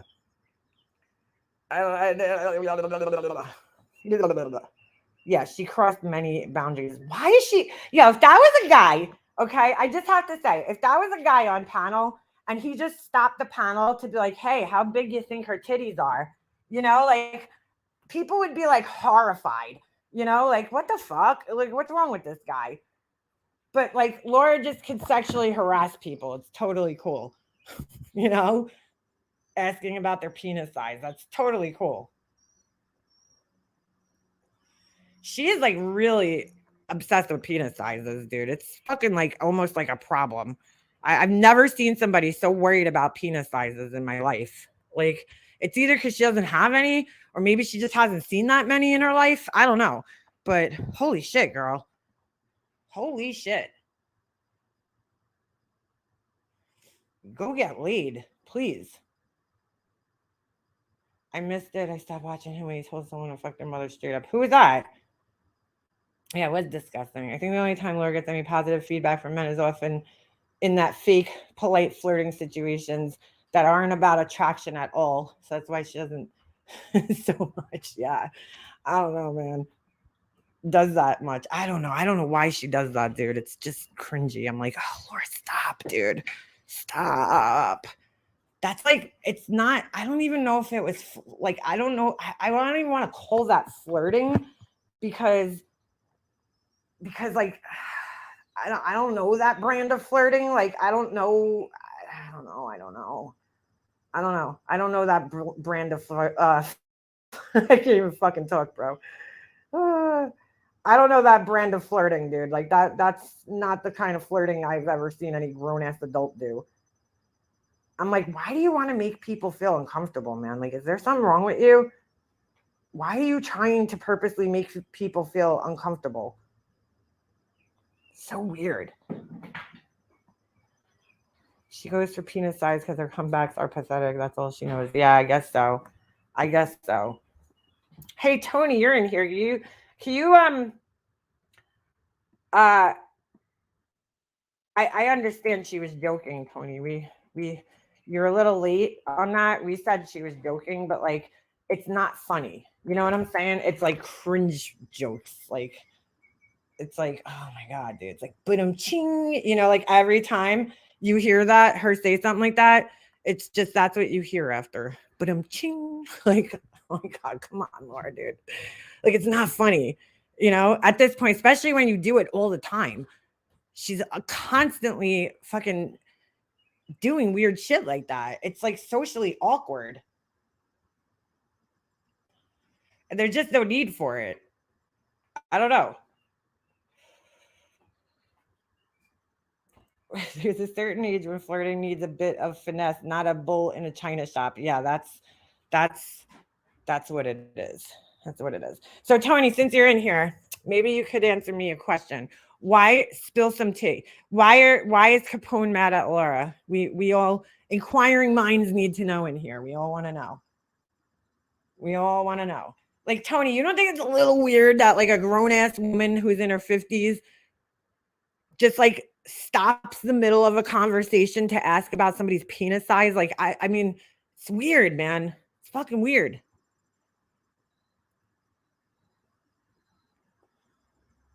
I mean, you could think the glare is cringy. That's fine. I don't care. I'm just saying, that's your opinion. You're entitled to that. I can't change that. I don't think she was joking. Glare said one nice thing and she went ass up like a cat in heat. Yeah, you're right, Cheyenne. Laura has no understanding of actual lore. She doesn't have the brain power for true crime. Yeah, I agree that. I agree with that. She was trying to discuss, and that's when it got turned off last night. But she was trying to discuss the Karen, Karen Reed case, but clearly didn't research it at all last night. She's like, "Yo, isn't this so like, ma'am, like making a murderer because people are protesting?" And I'm like, "Oh my god, dude, do you know any of the facts of the case?" B-Fergs came right in. She's like, I'm wasting no fucking time here. Hey everyone, I was grossed out by all the ass kissing in Laura's yesterday. Hold on a second. The moral authority of YouTube validates her and suddenly she's a good person. Yeah, no. I don't buy into that shit, B-Fergs. You know how I roll. That CCK, I didn't know that she did that, but I know that she was calling him a drunk and a woman beater 24, like sometime in the last fucking week, I'm sure, because that's just what she does. And a child beater, don't forget that, right? And then she's just willing to have him up on the panel. The best part is like yesterday, she's going, it's YouTube, no hard feelings, right? But then in the next sentence, she's talking about how if you said anything about me, I blocked you instantaneously. And I'm like, but you just said that there's no hard feelings, but you block everybody instantly as soon as they, say something about you, which necessarily isn't saying something about her. It might just be disagreeing with her and they get blocked instantaneously. Well, B-Fergs, if you rewind, which I'm sure you'll do probably later, I kind of addressed that with that person. Like, what the fuck, dude? But I said, people got to learn for themselves. And I totally understand that. You need to learn for yourself. I ain't going to fucking tell you, who to like or who not to like. You got to learn for yourself. I'm just telling you, I've seen this fucking act, okay, a million times. What happened to Tony? I'm still waiting for this answer about Capone. Did you answer and I missed it maybe? Let me scroll up. Maybe I missed it. In all fairness. No, I don't think I missed it. I think you just didn't answer my question. Come on, inquiring minds want to know. But like, dude, it was no, Tony. We heard her straight up. I will find it. Hold on a second. Because now I'll find it. That was not a fake Capone. And she admitted last night on her live that they got in a fight. That they had a fight. And he's upset with her right now. So there is no dancing around that issue. Okay. It's a real thing. It's a real thing. Why is my fucking laptop fan running so goddamn hard right now? Ugh. Like something's running in the background that is sucking up my life here. All right, hold on a second. I'm gonna find it. I'm gonna find it. Why are people now okay with Laura that yesterday were against? Just asking. See, Kathy, I am wondering the same thing. Oh God. I knew you'd be outraged, laughing my fucking ass off. Oh my God, people talk to Laura. I knew you'd be outraged. I'm not outraged, dude. Do I sound mad? I'm not outraged at all. Did you just block this asshole? It's kind of time. Most predictable lunatic on the webs. All right, Corey. Sorry, fresh start. See your way back to somebody else's chat. You're boring me. I've been getting ready to block you anyway, so might as well just do it. You know what? I'll do it myself. I'm just like, dude, you're not going to disrupt the chat today. Oh my God, now I'm going to have to come in with my sneaky Slobster account. She's so upset because Laura had a discussion. I'm not upset though. All right. Bye-bye. Oops, shit. Hold on. Oh my God, you're going to need to find a neutral account because you're starting to get on my nerves. See you later. All right. Hold on.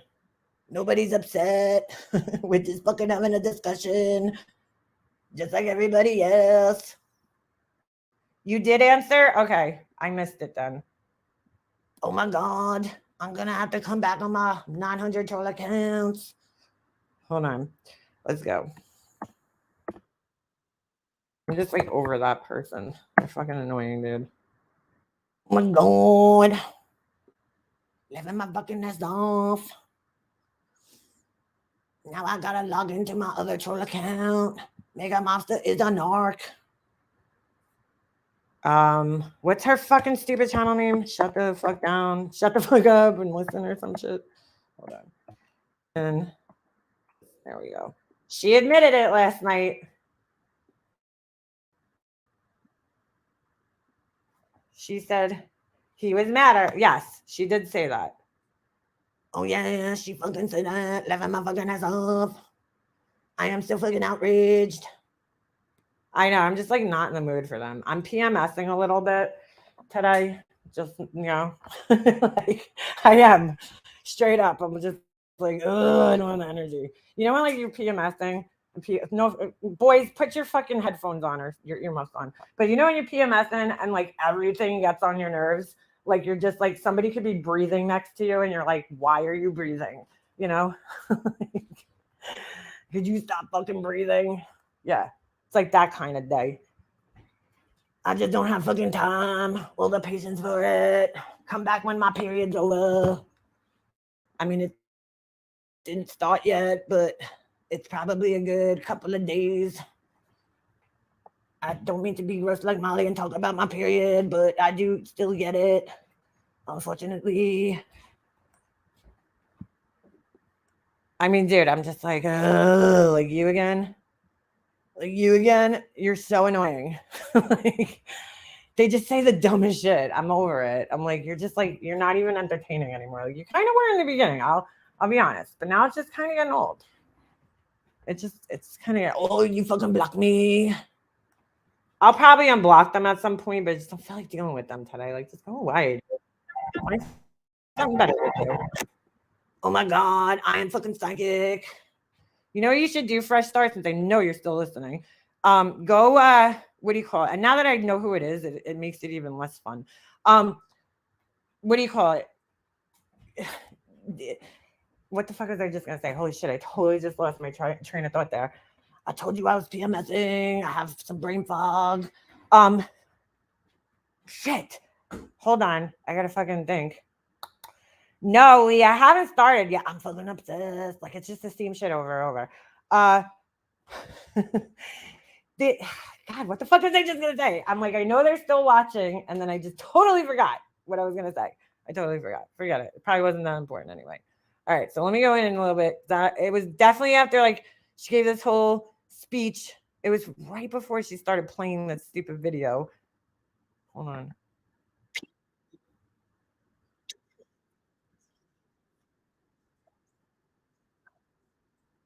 Oh, she was talking about.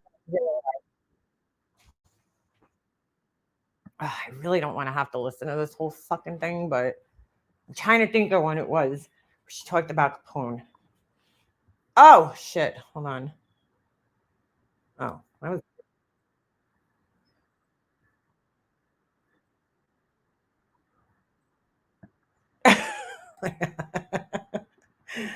What the fuck? People are not watching JLR for his looks, dude. Like clearly. All right, hold on. It might have been a little bit before this. She's talking about Friends, and she's like, "Oh, you know, he's upset." Oh, okay, this is it. Oh, all right. Hold on. I'm gonna rewind a little bit because I this is it. This is when she was talking about, of course, my fucking laptop, dude. What is going on right now? What the fuck? Does anybody here have a Mac? There's like a way you could do Control Alt Delete. Ah, and I can't remember how to do. No,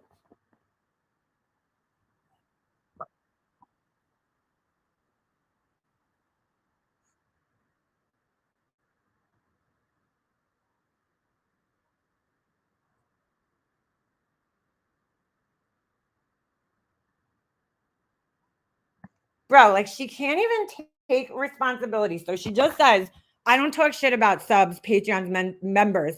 And then in the next sentence, she's like, I've been baited into it.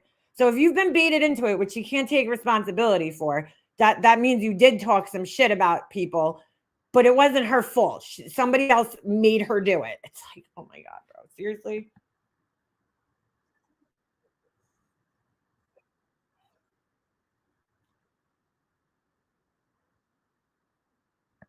That is, I'll tell you right now, that's the biggest bullshit story I've ever heard because she has said things about people. But okay, girl. Oh my God, Lord, you're such a liar,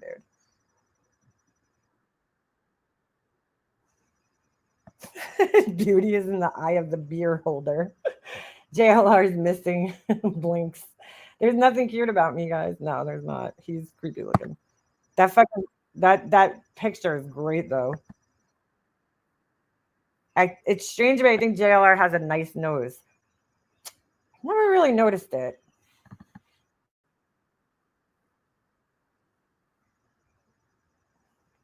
Hey, Carla. Wait, you guys don't hear the video? Hold on. Fuck my life.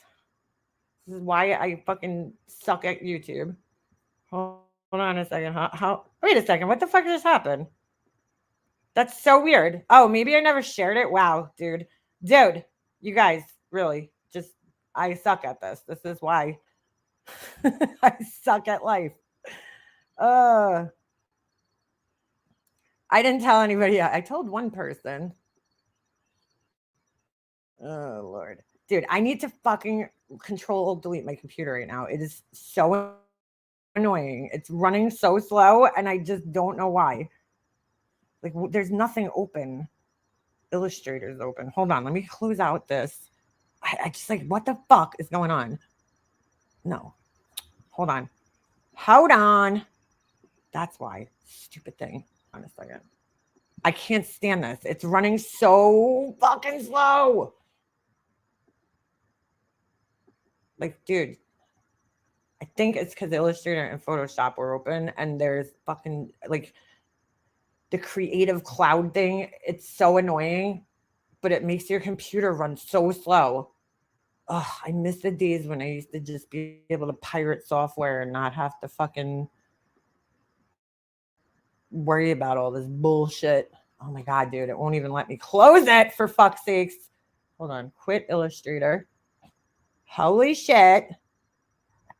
Dude, so yesterday, just while I'm looking at this, I showed you guys that cloud thing that I made the other day with the baby's like information on it. So I go to freaking, I guess like a piece of the vinyl that I was weeding like must have fell on the floor. So it's stuck on the floor in my living room. So I go to like peel it off the floor.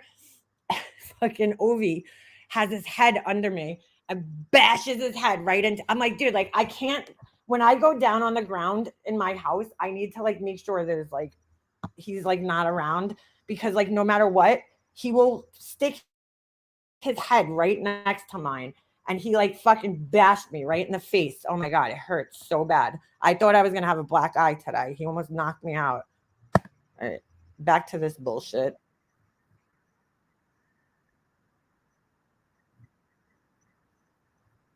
Oh, all right. I might have went too far. Hold on. Let me rewind just a few minutes.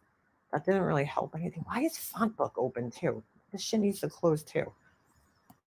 I'm just oh, there it is. Creative Cloud. You're what's causing all my fucking problems right now. I know it is. I know it is. Oh my God, dude. It's like I closed you. Get out of here. Jeez Louise. Here it is. Close. I don't fucking need this shit open. I think this is what's causing all my issues. Hold on. Oh my God, it's taking forever to load this thing up. Sorry, having technical difficulties here. Okay, thank you. I don't need to be on Creative Cloud right now, though. But thank you. Holy shit, it won't even let me close it. For fuck's sakes. Oh God, there's a bee. Ugh. Dude, now it's just frozen on this stupid thing. Oh my God, I hate computers sometimes. I fucking hate computers. He wants to play with you. Yeah, he got down and like boom, bashed me in the face. I'm like, he almost knocked me out yesterday. He's like, bitch, don't you be down on the floor. He don't like me being on the floor. Anytime, like if I'm like trying to look under the couch, because you know, like his bone will go under there and I'll try to get it, he will like jump on my head. Like he's just like he has no, you know, he's a dog, so obviously he has no like awareness of like fucking hurting people. Oh my God, I cannot fucking. This is the problem right here. It's this Creative Cloud thing. It is just stuck, just fucking spinning. And it's like killing my whole computer right now. It's really freaking annoying. All right. Well, this thing, I must have just tried to close this and I don't know how to do the control of delete thing on a Mac. You know what? I'll figure that out while I play this because you guys shouldn't have to listen to me doing this. Let me fire this up. I think let me go back like a minute or so. We're so nosy. We're like, we want to know what's going on. You know, Laura's biggest defender is mad at her. My longtime Patreon subs, members, they've seen my kids grow up. I've been here that long. Should I have 100,000 subs? Fuck yeah, I should. But that's what happens when you come and go. And you get involved with drama that goes nowhere, as Molly said, and she's right. But oh my God. All right. You know what I'm saying? It won't even let me. It's like so delayed right now. Hold on a second. I gotta just figure this out because it's driving me nuts. Control. I always have to look this up. Saying like you can form good relationships. You can. It was this. My Patreon. Hold on. It was a little before this. Press Command Option Escape. That's it. Command Option Escape. You think I would know this after like years of having Macs? There we go. Forced quit. Thank you. Holy shit. Cricut Design Space. Forced quit. Let's see what else. Font book. Force quit. We don't need that open. We're not fucking designing anything right now. Notes. Yeah, we'll force quit that too.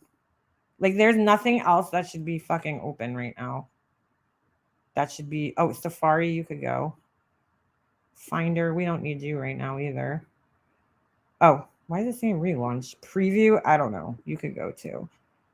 There's another thing though that you open and it shows all the processes that are running, and I forget what that is, but it's still running. I hear the fan running still, so I don't know what the fuck is going on, but let's see if this helps a little bit.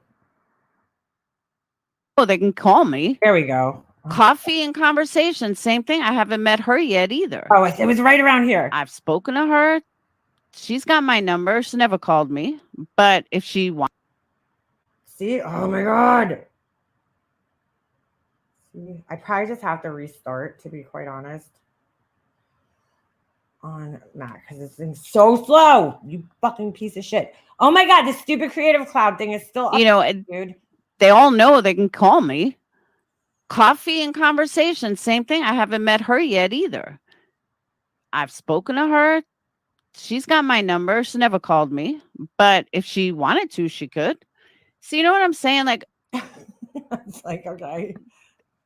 My longtime Patreon subs, members, they've seen my kids grow up. I've been here that long. I don't know. Maybe it was after this. Hold on. I'm going to go back just a little bit more. Let me scroll. Let me see if I can scroll. All this to find her saying this shit about Capone, being mad at her. Didn't her subs buy her microphone? I don't know, but she needs a fucking pop filter on it, because what a pop filter does is like when you pronounce P's or like any sounds that have like a harsh noise, like a P or an S, right? Like a that like goes into the microphone, it filters it out so it doesn't sound so loud. And I could tell she doesn't have a pop filter on her microphone, because it's like every time she says like a P or a D or something, it's just so loud. Tuber, it's not real life. That's not true. I have made some awesome friendships from people that I've never met. Okay. Like, for example, I always use her as an example. Tara. I know she's not in here often, but she's hiding from the sidelines a lot. I've known Tara since Chris Watts days. Who the hell's Tara? Yeah, I'll get it for you in a minute. Check actually look in the kitchen cabinet. Which one? Where the medicine is. Actually, the what do you call it? The fan just turned off, so I think it was the stupid fucking Creative Cloud Adobe thing. All right, above the ones. I do. Well, Ash, I could, when I load up, I could either just have it load up, but I usually just like load it up with everything that I had open anyway. You have like that choice. I don't know. Oh, Tara Boo. No, isn't that Tyra? All the way to the left. Above the coffee maker. Wait a second. I think the subs paid for her to go where the escape fugitive was, but he got caught. So instead, she got the microphone. Are you fucking kidding me? Oh my god! Wow. Texas girl, I don't hate Queen Bee. I've said this 1,000 times. She really needs to adjust the gain and the something on it, because it's so loud, dude. Maybe, and people you have met, absolutely, Anita. I was getting to you next. It's making my speakers rattle. That's how loud it is. Because I was gonna go with someone I haven't met and then someone I have met. So let me do that first. You know, I've known Tara since Chris Watts days. Tara is a Patreon and leaves for a while, then comes back. But throughout, we're still friends. And I do consider her a real friend. I don't know who that is. Red Dragon. She's took a break from YouTube. I'll keep my mouth shut on that one. I still consider her a real friend. We've been together for years. I still talk to her, although I do have to call her. She just needed a total break, you know, from YouTube. And I've never met either one of them. Then you have Anita, who I actually met in person and went out with for the night and spent the night, and we had a great time. And I wish she would get drunk, but she doesn't drink. But, you know, we went Nashville and we had fun. And I don't speak to her all the time, but yeah, Red Dragon left. She didn't take a break. Amen. She didn't take a break. She's gone. She gone. I know she's a friend. And honestly, if any of them ever needed anything, I'd be the first one there. Hey, monkey. She has a lot of people that like leave and then come back. It's really weird. They could call me, they could ask me, as long as it's not money, because I have none. Oh my god! As long as it's not money, because I have none. All right, I'll bring it in a minute. All right. So all the people that give her money, she don't give them money. That's fucked up, dude. You know, so you know, they all know they can call me. Coffee and conversation, same thing. I haven't met her yet either. I've spoken to her. She's got my number. She never called me. So this is her proving that she has a bunch of friends on YouTube, but she's like, well, this person's my friend, but I haven't talked to them in like 5 months. And like, this person's my friend and they just left. And like, this person's my friend and they have my number, but they never call me. It's like, okay. But if she wanted to, she could. So you know what I'm saying? Like, my longtime Patreon subs, members, they've seen my kids. Yeah, dude. She talked about Capone. That's why we're playing this. Grow up. I've been here that long. Should I have 100,000 subs? Fuck yeah, I should. That's debatable. But that's what happens when you come and go. And you get involved with drama that goes nowhere, as Molly said, and she's right. But you know what I'm saying? Like, the other day, she was complaining that no one ordered candles in 2 days and that she needs orders every day. Wow. Wow. You can form good relationships. You can, you know. Dude, people are like struggling to get by right now. So like when I don't get orders, like I get it. You know what I'm saying? Like oh my God, dude.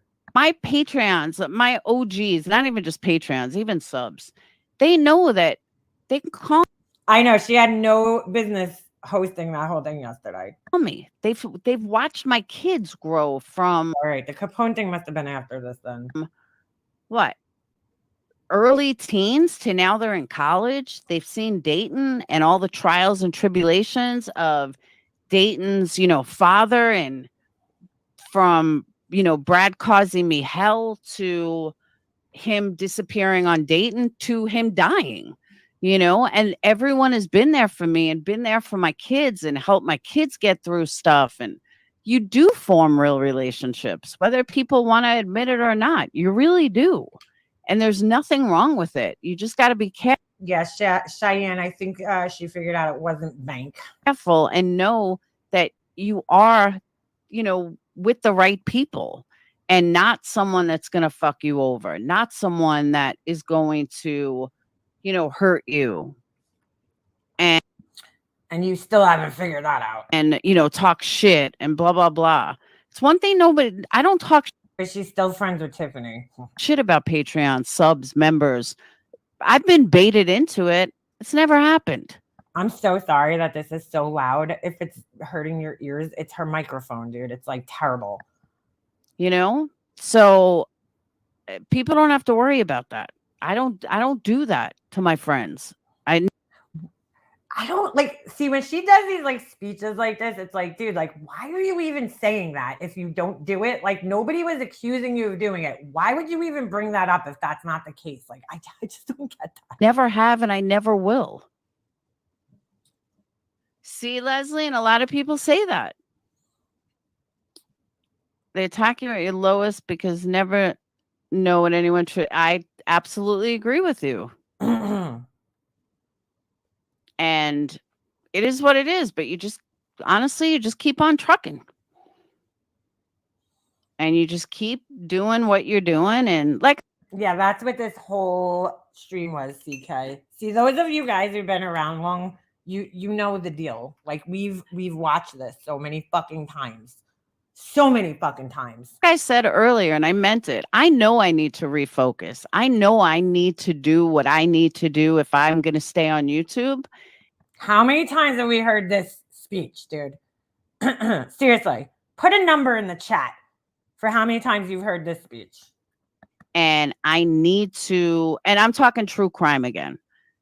I really need to buckle down and get my shit together if I want to succeed. And I'm not jealous of anybody. What I don't I know, Ash, it's crazy. understand is how JLR has 100,000 subs. But seriously, though, am I a little jealous that he's got 100,000 subs? Yeah, just a little. I think in the same stream, she was like, I am the least jealous person there is out there in the world. And I'm like, Laura, you are, just being real. Honestly, I don't think I've ever in my life encountered somebody who's so jealous of other people. Like her. She is the jealousy she has over people is extraordinary, really. And I'm like, come on, girl. Who you kidding with that shit? Oh my God. Now my laptop, I don't know, just ending that. I cannot believe how loud that fan was. It's like, holy shit. Now it sounds like it's not even on right now. Am I jealous that Gray did it? No, I'm happy for Gray. Bro, she was not happy for Gray Hughes. Do you guys remember when Gray Hughes hit 100,000?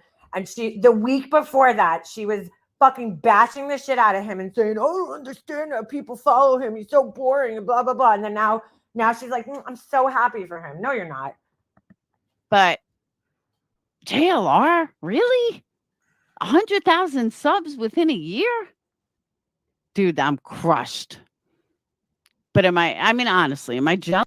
See, she doesn't get it, though. It's not about JLR himself, right? I don't think people are subscribing because they just love his shining fucking, personality or anything like that. It's the consistency. JLR stays fucking consistent in what he does, which I don't fucking enjoy it, but I'm just saying, I will give the guy that. He stays consistent in his coverage of things where he makes a shit ton of videos. He's constantly updating. Whether those people are staying and watching, that's what she doesn't understand. It's like, it's more about like the views and shit than it is really about the subscribers because, people could subscribe to your channel. Like I'm subscribed to so many channels that I don't even fucking watch anymore. I don't watch any of their videos. Like Dr. Berg, I got to unsubscribe from that asshole, but he's a Scientologist. I didn't know when I subscribed, but there's so many people who I'm subscribed to, but I don't even fucking watch their videos. So like, whatever, dude. A whole bunch of people might have subscribed to JLR, but that don't mean shit. That don't mean that they're watching him consistently, but who cares, dude? Are you raising your worth? You're judging your worth on how many subscribers you have. Hey, Judith, thank you for joining. Because that's crazy if that's the case. Jealous? No, I'm not jealous. She just said she was jealous 5 minutes ago. Do I need to rewind it? She's like, I'm a little jealous. And now she's like, am I jealous? No, I'm not jealous. Do I need to fucking rewind it? Hold on.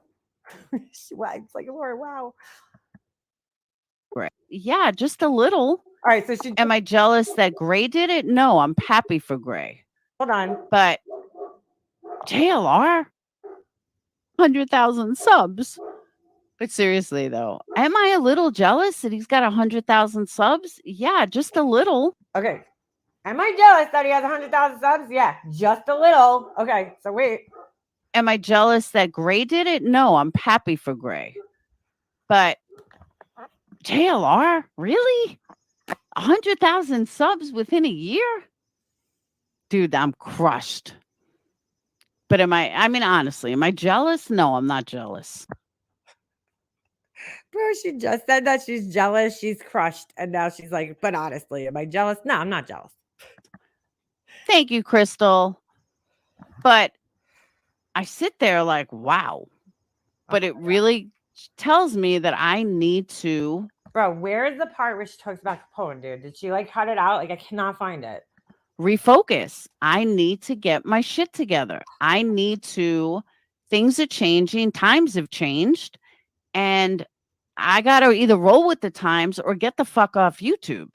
Because every month it's just getting worse and worse.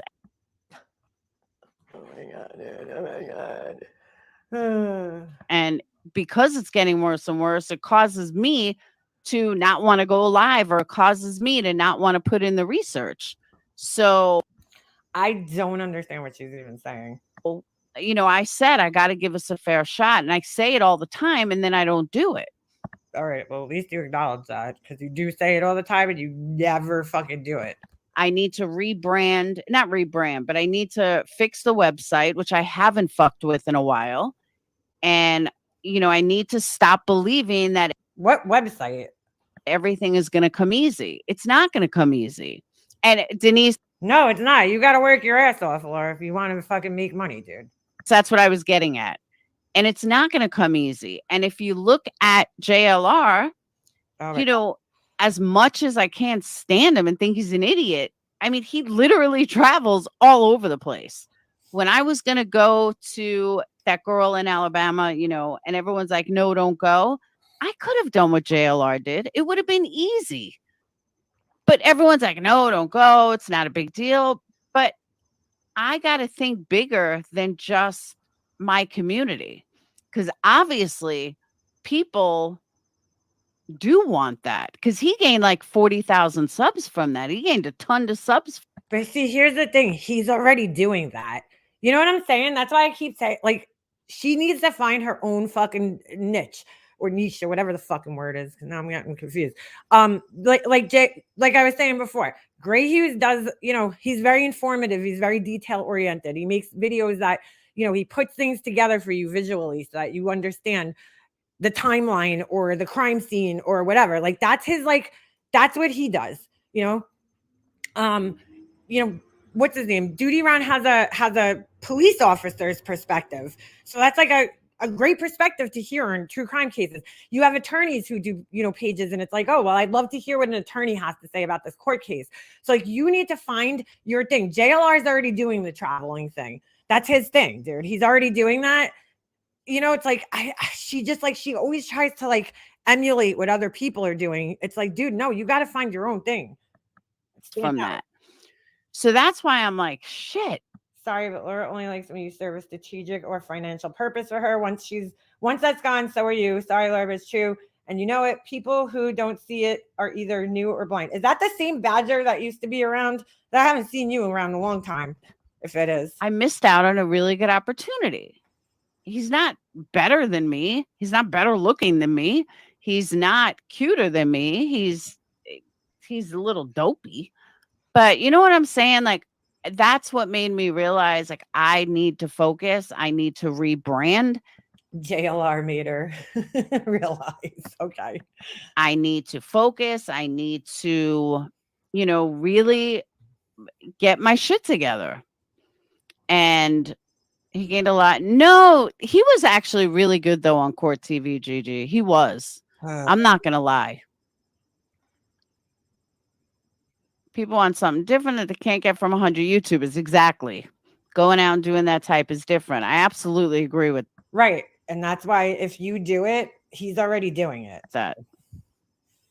And that's what I'm saying. I'm not downing him for it. I commend him for it. But if one thing people need to know about me, I'm jealous of nobody. Like literally. After just saying she's jealous, she's like, I'm jealous of nobody. Dude, but like, Laura, we all hear you on here constantly saying like, how did this person get this many subs? And why do people watch this person and not me? In a serious way. I'll joke around, oh, I'm jealous. Someone's flirting with the glare or, stupid shit. But bro, I can't find the fucking... In general, I'm not a jealous type. I'm not a jealous type with guys. I'm not a jealous type with friends. I'm not a jealous type with supporters. Girl, yes, you are, though. People are going to do what they're going to do, and that's it. Like, you wouldn't even be having this whole speech right now if you weren't jealous. But I personally need to refocus or I'm not going to get anywhere. I'm going to keep spinning the same fucking wheels. Yeah. So when you've been on like a 10-year hamster wheel, bro, just running in the same fucking place. Oh my God.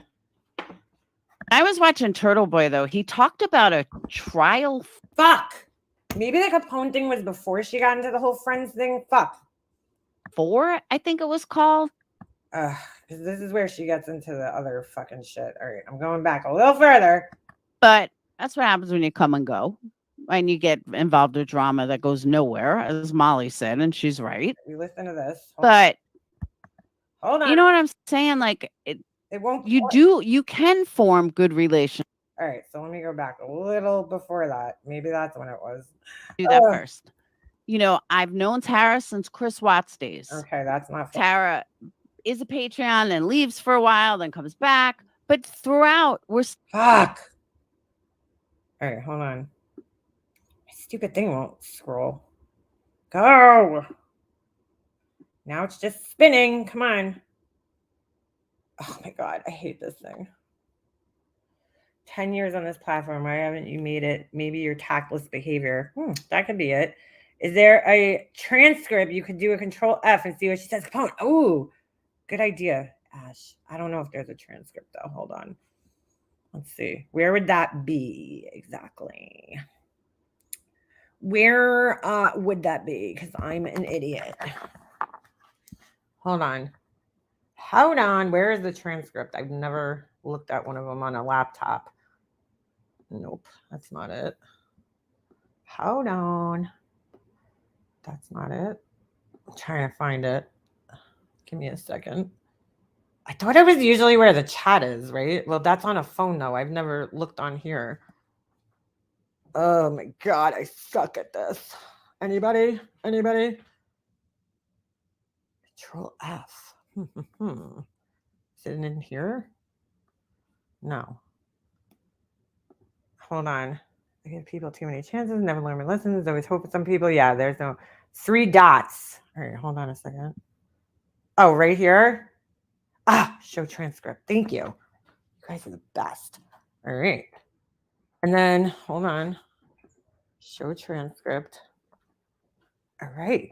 You guys got it. Thank you. Now my computer will take 3 years to load up. And then I have to do a control F.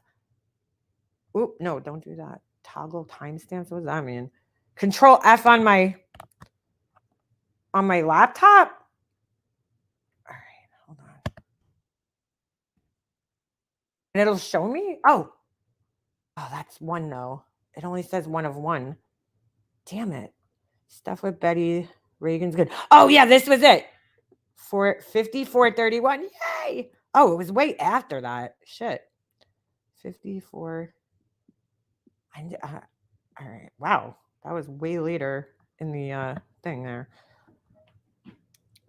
All right. Give her credit, and then I will interpret it or see things. Yeah, it's Command F on a Mac. It's the way I see them. So you can collaborate with other people. Like Dietz explains things differently than I do.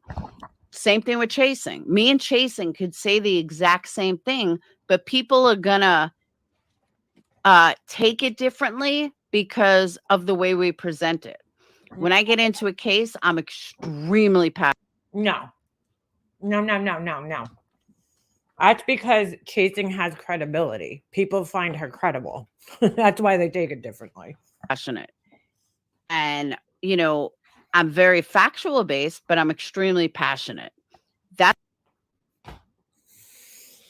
I haven't seen her be passionate about any cases that she's covered, just saying. That's going to be a different audience than the people that like Chasing, that will give the exact same facts, but do it in a completely different way. So that's why you don't get discouraged.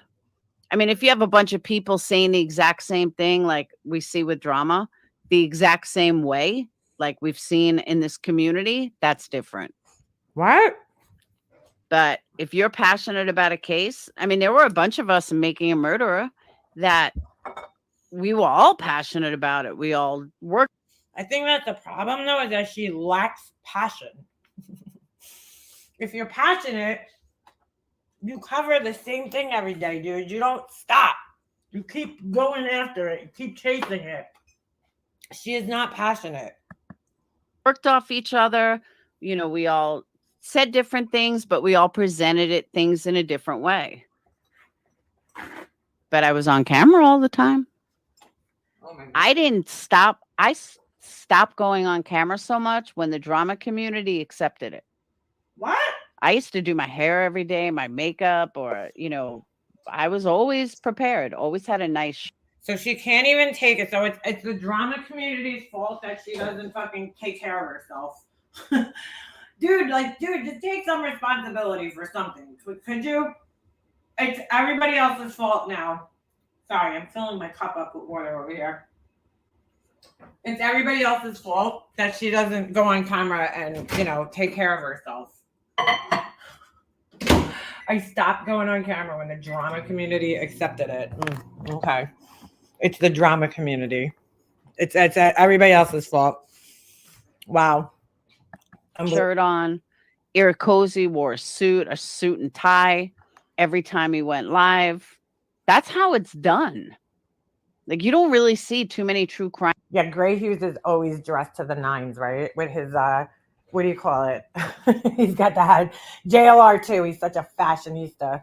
It's totally that.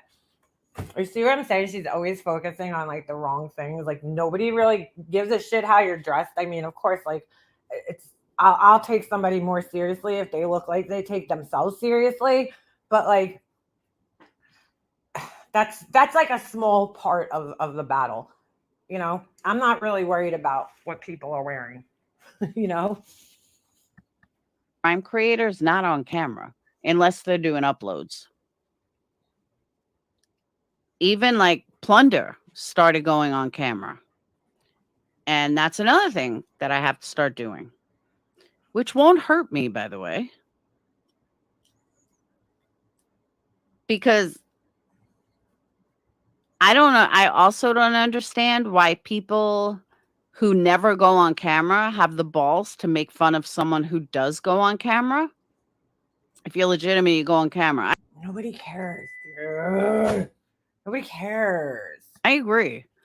That's why I never understood the stuff with Betty. Reagan's good. Reagan's been really busy. Capone is, he was been around. He's a Bonera around. What? Wait, come again? Huh?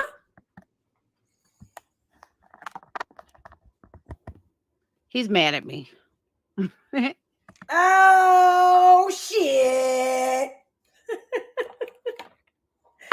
Oh, shit. To put it nicely, he's a little perturbed at me. Perturbed? But I still love him. He's still my mom. Dude, Laura, perturbed means like confused. He's a little confused at you. Yeah.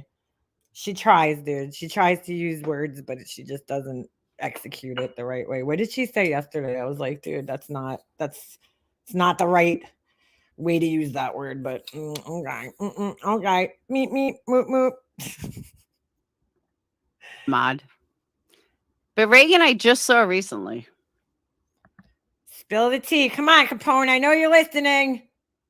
Come out wherever you are. What did Laura do to you? We want to know.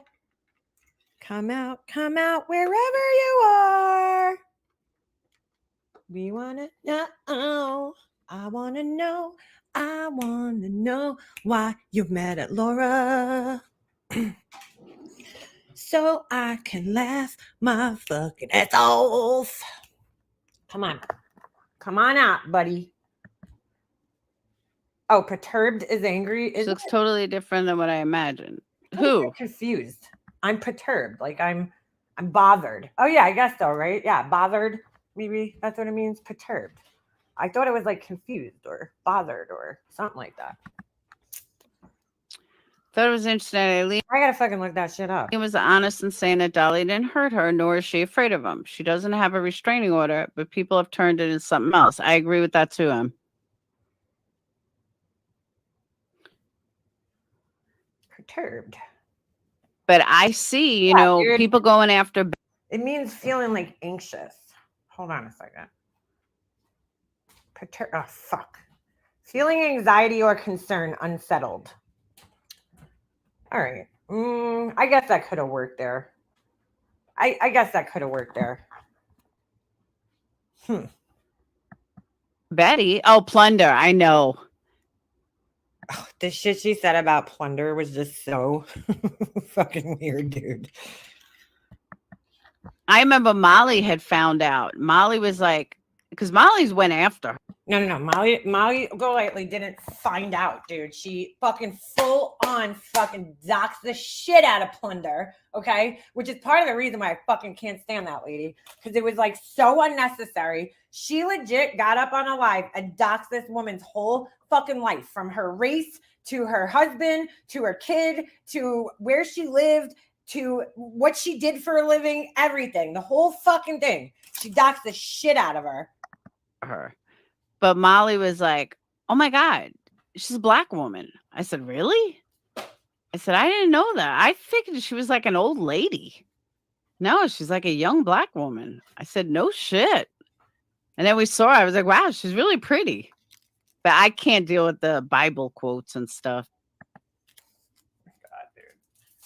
I can't deal with the Bible quotes and stuff. Dude, like she literally will do like a quick like Bible, not even like a verse. I don't know what you call it because I don't do like religious stuff, but like really, Lori, you're that bothered by it. Like literally at the end of her video, she'll be like, okay, we're gonna close out today with like, you know, Jonathan 3:16. I'm just making shit up, dude, because I don't know, but you know, and then she'll read like one sentence and that's it. You can't deal with that, dude. Really? You're that bothered by that? That's a fucking problem. That drives me nuts. JLL must have people scouting for. Oh, most creators do, Denise. That's why I'm like, you know, at first I was like asking Patreons, but yeah, Molly Golightly years ago, for those of you guys who weren't around, Plunder started her channel during the Chris Watts case, right? And what she was basically doing was taking all of Shanann Watts's videos from Facebook and mirroring them over here on YouTube. And, you know, I guess it was upsetting to the family. Maybe I don't know. I don't know. You know, I'm not in the family shoes, so I don't know how I would personally feel about that. But I looked at it like, dude, there was people. Shanann Watts's Facebook page was pretty much wide open. I mean, anybody could go watch her videos, and you know, she didn't have any privacy on her page really. And so people were then, you know, to me, I thought it was good because people were going over to her Facebook page and they were like leaving fucked up comments about the case and everything on her Facebook page. So when Plunder started transferring them over to YouTube, I felt like it was like, you know, now the family doesn't have to see all this shit. Like she's, you know, because people are going to look, unfortunately, like this is the times that we're living in, right? People are interested in the case and they're going to look, and, you know, there's rude people. I personally wouldn't leave, you know, messages on her Facebook page like that, but like people did, you know? And so she was putting the videos in another place. And I felt like, you know, that's probably better, so that the family doesn't have to see it when they want to go on Facebook and look at pictures and, you know what I'm saying, just have memories of the family that they lost. Like, so for whatever reason, Molly Golightly, who mind you, you know, originally started out here as a kind of saying that Shanann was annoying and, you know, had all these negative things to say about her, and almost insinuating that she like deserved to die, you know, because she was annoying. All of a sudden one day flips over to the other side and just, you know, starts like defending Shanann, right? And, you know, she got in contact with the family somehow and she was using them to build her channel. And it was really disgusting. And so when Plunder started doing that, I guess, you know, Molly Golightly, in an act of, you know, trying to act like she gives a fuck about other humans, she doxed the shit out of Plunder. Like doxed the shit out of her on her channel. I mean, went live one night and I just remember watching it live that night and just like, this lady's fucking evil, dude. Like this is not necessary to do this. You know, up until just about a year or two ago, Plunder never went on camera. It wasn't until her channel got shut down that, or she lost monetization or something, that she, you know, started to actually go on camera, because it was part of her trying to keep her channel. You know, I guess she read somewhere that, you know, it helps if you go on camera. So she's been on camera ever since. She is a very, very, very beautiful woman. I mean, gorgeous. And a sweet person with a nice heart, you know. I know some people don't care for her. That's fine. That's their opinion. You know, I think she's a nice woman. She didn't deserve to be put out like that on the internet, you know, and all she was doing was just transferring videos over from one platform to another. I mean, it was just ridiculous, you know? So yeah, she didn't just get her information. She actively sought out her information and then doxed the fuck out of her. So just to correct Laura there. Patreons pay me. How am I going to ask them to work? You know, they pay to support me, not work for me. Yes, she did the whole thing with the Thrive. Yeah. Mm-hmm. So that's why I made the announcement the other day. I mean, anyone's willing to help, but I can't get mad at people who pay to support me and then I'm mad at them for not working. What? That's weird.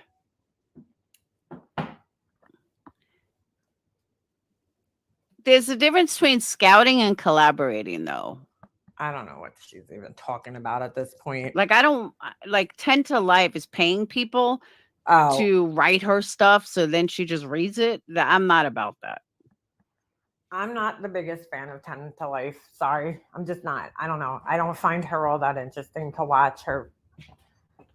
I just don't find her content all that interesting. She's kind of just like robotic to me, you know? But anyway, I mean, she's at a point now where we still talking about Laura. Oh, hey, Nadia. Aren't you one of the people that always leaves and comes back to Laura? Her ears must never stop ringing. Well, yeah, I guess not. Who gives a shit, though? Honestly. Anyway. Oh, geez. I don't need all that. Just, you know, you have 5 people. I love how these people come on here and they're like, oh my God, you're still talking about somebody who is on YouTube, who makes public videos, who acts a damn fool on here. You're still talking about them? Wow, that's shocking. Looking into. That's not what's been going on for the last how many years in this community? You're shocked by that, Nadia? Okay. Why don't you go give Laura more money, girl? Stuff. They may find stuff that you didn't know. Oh, Leanna, don't be bitter, girl. I was always nice to you. Well, same to you, right? Was I ever mean to you? I'm not bitter, girl. I'm just saying. I'm just stating facts here, girl. Or that you didn't find. I remember you were missing for a while, and Laura's like, oh, I haven't heard from her. I don't know what's going on. You leave Laura, you come back. You leave Laura, you come back. You got mad at her, you come back. Let's just be honest here, since we're being honest. That's all. And that's how Making a Murderer was. And I'm going to contact Lynn again. My whole point here is acting like, don't sit in my chat and act like you yourself have not gotten upset with Laura, dude. Because you do. And see if she's interested in this case. Who? They have people do all the work. They just do the video recording. Exactly. She wants her Patreons. That's already the case, though. So now we are shaming my wealth. I don't know how much money you have, girl. I'm just saying you give her a lot of money. That's all. That's all I'm saying. I don't know about your wealth or lack of thereof. I have no idea. But I'm not shaming anybody's wealth. And if you want to give somebody like that money, go for it, girl. I ain't going to stop you, clearly.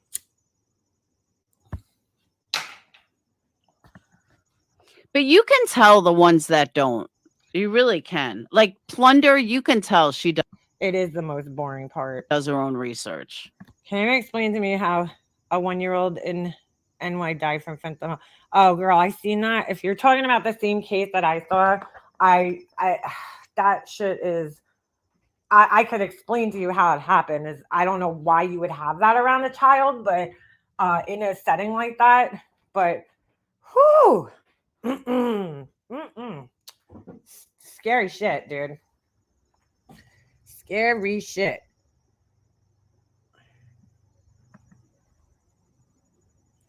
Stephanie Harlow does her own stuff. Yeah, this part's boring. I agree. I just wanted to find the Capone thing. We found it, and now we can shut Laura the fuck off. Honestly. I didn't want to say murderer 3 times. Oh, so the other thing I wanted to talk about here today, but I don't know how I could play this without fucking doxing myself here, was this morning I watched a little bit of Dre McCrae's what do you call it? She did a live on her Facebook and talked about her husband passing away. So I guess he finally passed away. And it was really sad to listen to. And I really just think to myself, God, like they kept him alive for all that time and like not in the best of conditions. And I don't know, but it sounds to me like he passed a while ago and she just didn't want to announce it on here, which I totally understand. And she's not obligated to tell anybody about why this guy passed away or when he passed away or anything like that. But she did do a video, public video on her Facebook page where she spoke about, the fact that he did in fact pass away. So all those times that these assholes on here were saying that, he passed away, I guess he did in May. Yeah. But again, it should have never been broken to the public the way that it was, and it's really sad. The whole story is just so sad and tragic. You could tell she's hurt by it. And I'm sure she's going to be judged no matter what way she gets up on her platform and she talks about it. People are going to judge her. Even myself a little bit, I was watching and some of the things I was like, but I do feel bad for the whole situation, especially the children. Because, that was a year-long nightmare that nobody should have to deal with in any way, shape, or form. Not only are you going through this tragic situation where, somebody tried to take their own life and trying to deal with that and cope with that, but now, they're in this state where it's not a good one, trying to keep him alive. And she doesn't really get into details about what happened because it's I got up to a part where she was basically talking, most of the video, I don't know if it's necessary to play it, but most of the video she was talking about why she didn't share it on here, which was basically for obvious reasons. Okay. They're trying to cope and deal with the loss. And then, knowing that anytime she has come on here and tried to give any type of update on him, it's just gone completely crazy. And we all know who is responsible for spearheading that bullshit. Okay. And fucking exploiting the shit out of her and her family and judging her and stalking her. We all know who is behind that. So, which is just disgusting. You fucking sick fuck, you. Anyway, but yeah, so she, obviously had to deal with it and her children's feelings. And now here we are, if it happened in May, you got May, June, July, August, September. Almost 5 months later, she's now, feeling like she's ready to talk about it, which I think was right, the right thing of her to do. And people I know are going to sit there still and judge her and be like, whoa, look, she has her makeup done in the video, so it must mean she's not sad, or whatever. And that's not the case, I think it's just that she's had to grieve him for over a year now because let's face it, he wasn't around for over a year. But anyway, I ended the video off in the part where she started getting a little crazy and conspiratorial, where she was kind of talking about abuse that was happening and stuff, with the doctors. And I think there's a lot of, when I watch her just in general, I think there's a lot of crazy beliefs going on in her own head. She has a lot of extreme beliefs. And I'm not saying that didn't happen. I don't know. I wasn't there. She claims she recorded a lot of it. So, whether she's going to share that one day, I don't know, or what's going to happen with it, I don't know. But she has a lot of crazy beliefs, between her religious beliefs and, the beliefs that she has with like food and everything like that. But that's her, that's just who she is. But I feel like she's probably been grieving for well over a year now with this guy. He hasn't been in the right state. She was kind of trying to make it like he was doing a lot better. And I think there's a lot of denial going on there because I really don't think he was, I don't know. She was saying he was amazing. The doctors and but if that was the case, I feel like he would have just kept getting better and better and he wouldn't have passed. You know, I think which is a normal part of grief, right? There's a lot of denial going on in the whole situation, but so sad. How they brag. How disgusting of a human do you have to be to gloat about a man's death, a Marine veteran? They need to sit down because there's so many lies they told. Yeah, it's really disgusting, dude. Really disgusting. Who is bragging about being right? Hold on, let me go up. Yeah, they tortured the family. And she used,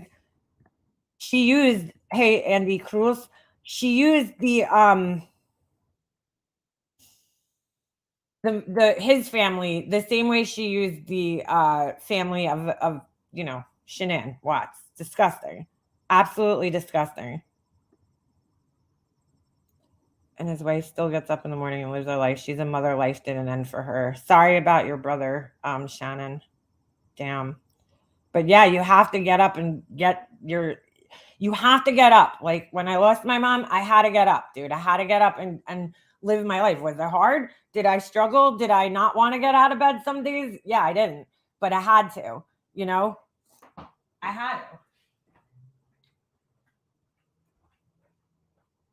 I had a kid to take care of every day. My husband works full time. You know, I had no choice but to get up and make my son breakfast and, do all the things, bring him to nursery school, do all those things. You have to get up and get through life. I mean, to some extent. It's hard, but you got to do it. So, anybody judging her, because I know there's going to be assholes judging her. Oh, she don't look that sad. Oh, she's, I'm sure it's not easy. To be honest, I'm surprised Jerry hasn't completely lost the plot after all the stress. Yeah. Sadly, their story is one many can relate to. It's tragedy of social media made into a nightmare from start to finish. It's gross. Jealous women can cause a lot of damage. Yeah, they can. One of the worst parts of grief is realizing the world doesn't just stop because someone you love passes away. Yeah, it is one of the worst parts. Because you're sitting there and you're watching everybody else. I always explain it. I don't remember what video it was, but there was some video back in the day. I don't know if it was a YouTube video or some shit like that. And the guy is standing in the train station and he's singing the song and everybody around him is moving really super fast. Just super duper duper fast around him, and he's just standing still. And that's exactly what grief feels like. It's the weirdest thing. I don't know. That's what I felt like. I felt like everybody else was just still moving, still going here, still going there, still going. And I felt stuck, in one place. I felt like I was just how does everybody move on? How do you move on? And it took me so long to finally move on. So I totally get it, That could cause some major head fog and dissociation. Absolutely. I think an expose would be good. She was definitely on the wrong side of history. Who is that? I mean, but if there's people bragging about being right, then you're fucked in the head. Okay. Fucked in the head. And I'm glad she took this time to not play into it. I'm glad she did that. I was just thinking that yesterday. The whole world is moving. Mine stopped a year ago. I feel like my world looks different. Yeah. And I felt like that for a really long time. So I was just nobody, everybody else is just doing their own thing, moving on. And I'm stuck. I felt like I was just stuck. I can't, it's so hard to explain, but that's exactly how it feels. You just feel like you're stuck and you're what the fuck is wrong with me, for a long time. And then, as time moves on, it gets better. I'd rather be wrong in that situation. That would mean he was still alive. Yeah, exactly. It's just terrible. Oh. Yeah, you're definitely just an autopilot for at least a few months, It's you're just going and going and going and going. And then one day it just punches you in the face.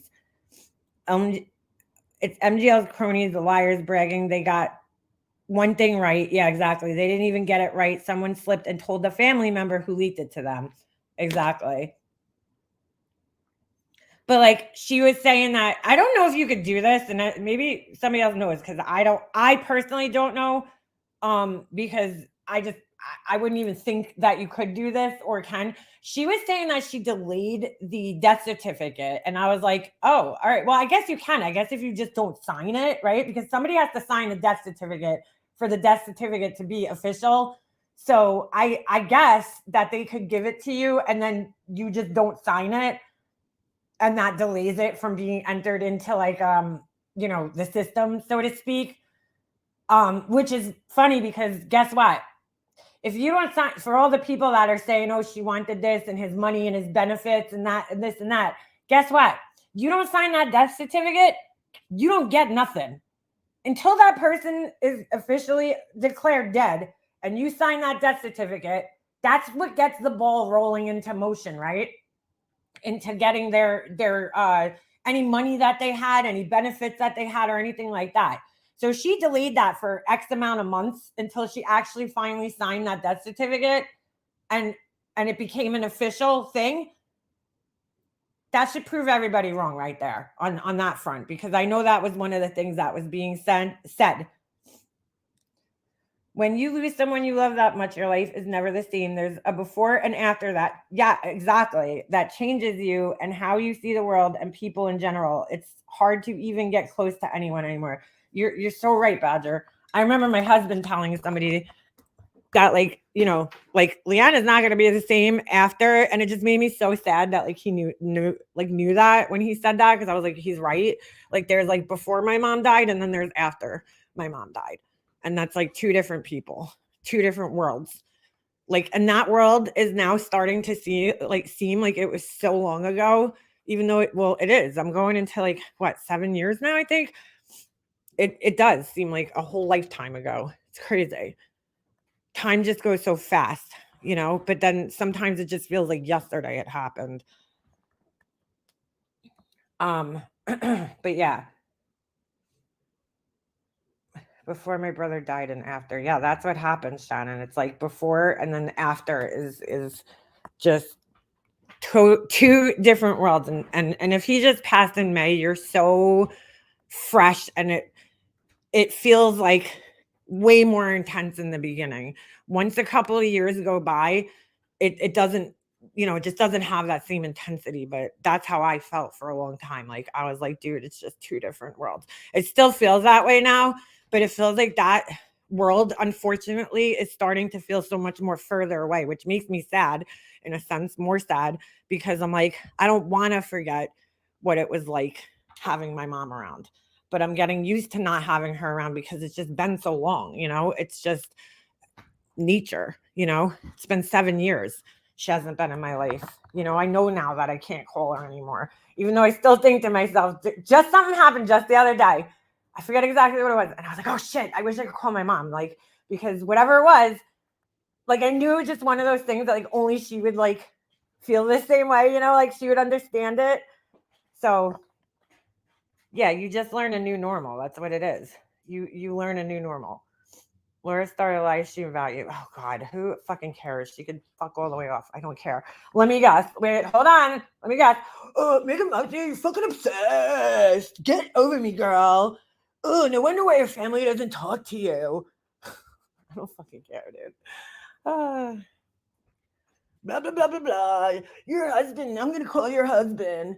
That's like whatever, Laura. Go ahead. Oh, that shit. Jules, I'm so sad about that. I'm just starting my journey through a few big losses. I don't know what I'm doing. It's very hard in the beginning. Very hard. You'll eventually like find your way. You'll find your way. Yeah, I haven't listened, but I'm sure she's saying that. Oh, make him up, sir. Your husband. Like, whatever, dude. Laura, I don't fucking care. Have you realized yet? I don't fucking care what you say about me. Okay. You haven't? You haven't? She don't get it. She don't get it. Better. But, I thought she was rebranding and refocusing and getting her shit together. Why is this live about me? That's not going to help you on your true crime journey, Laura. She wants to make sure she does live about you while she still has people coming in that won't stick around. Yeah, exactly. Ugh. Like, for real. You're obsessed. Like, for real. Like, for real. God, Laura, get a fucking grip, girl. She's irrelevant to my life. Yeah, she's irrelevant to my life. Like, I don't talk about her to get a response out of her. I really don't fucking care. You know, if I was worried about Laura responding, I wouldn't talk about her. I know she's just going to say the same fucking 10 things, and the fucking idiots that sit in her chat are going to be like, yeah, right on, Laura.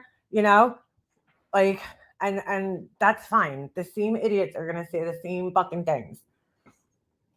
Nobody cares, Laura. Do you feel like the holidays get harder? People told me opposite, but I found holidays are harder. Yeah, dude. Way harder. Fucking, I don't know who said that they don't get harder, because that shit, the holidays are the worst, Badger. I feel like that's the worst time of the year is when the holidays start rolling around, because all the memories come back, you know? All the memories of like all the good times together and that shit come back. So yeah, way harder than they were before. I feel like that's for me. Well, especially for me, my mom died, you know, right before, like 4 days before Thanksgiving. So that's like, Thanksgiving is done for me. I have no fucking interest in it. I mean, I never did. I never liked Thanksgiving, but like, I just like that time of year, once it starts rolling around, that's when the anxiety starts, you know, everything. So I definitely don't feel like it's better. It's horrible. The worst for me was New Year's Eve. Yeah, I think New Year's Eve of the year my mom died was the worst, because that was like, you know, it's my son's birthday, first of all, but second of all, it was that was when everything just kind of hit me, you know, like, and there was like it was like a month later, and I was just like, dude, what the fuck just happened?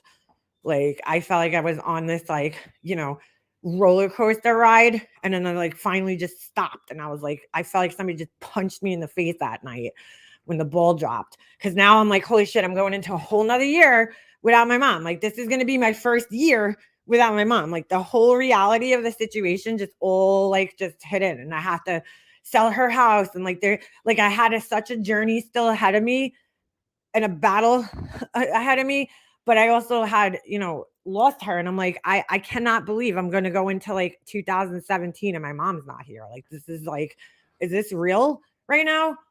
So yeah, not easy. And yeah, the one person you need to talk to isn't there. The one person that gets you through everything isn't there.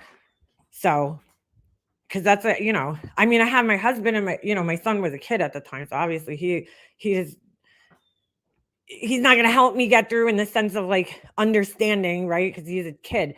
But my mom is who I always used to like call for those types of things, and then now it's like she's not here, so it's like, oh my god, dude, it was so hard.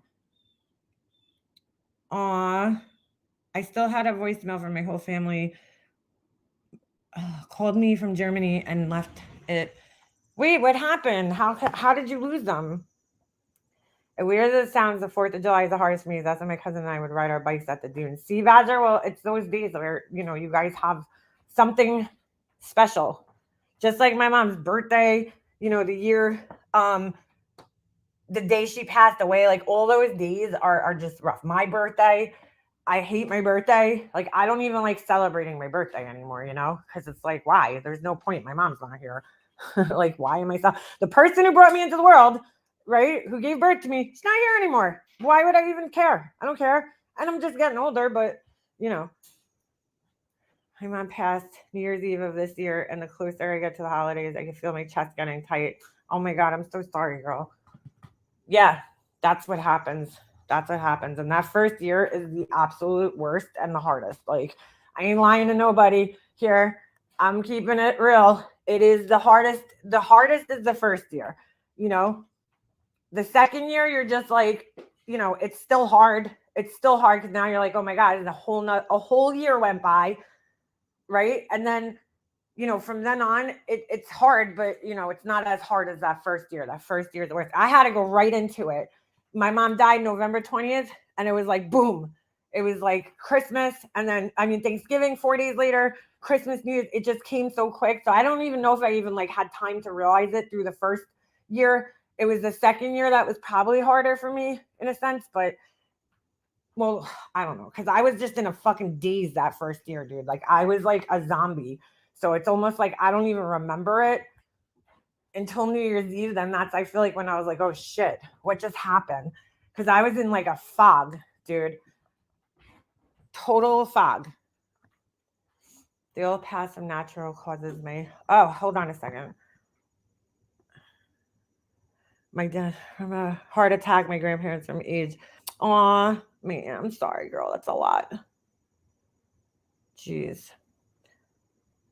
Our birthdays are 5 days apart, and my birthday meant nothing to me but pain. Oh my God, girl. Ugh, it's so hard. It's terrible. I am married now, and during the holidays, we spend time with family, and Christmas, we take a vacation to some places that have snow. That's good.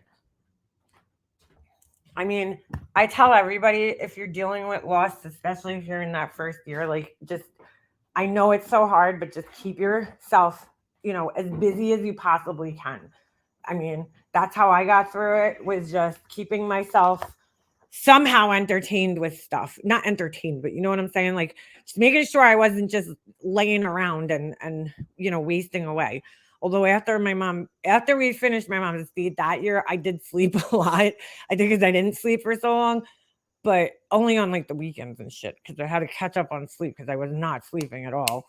But I really did try to stay busy, like doing things, because idle hands are the devil's playground. When you're not doing something and keeping yourself occupied or your mind occupied, you could get yourself into a bad place and trouble.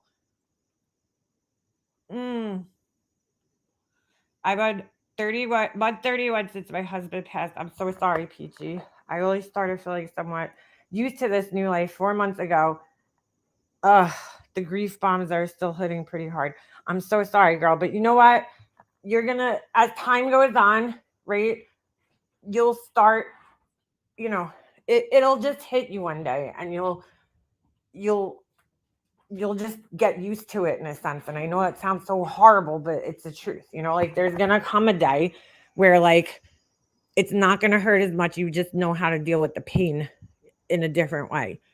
I know it sounds, for people who are just going through it, it sounds so like unrealistic, because I remember people saying that to me, and I was like, no, that's never fucking happening. Like, I told you guys this, I felt trapped and felt like I was never going to be normal again. And that was like the scariest feeling in the world. Feeling like I was never going to laugh again. I was never going to be happy again. I was never going to like feel normal in any sense. I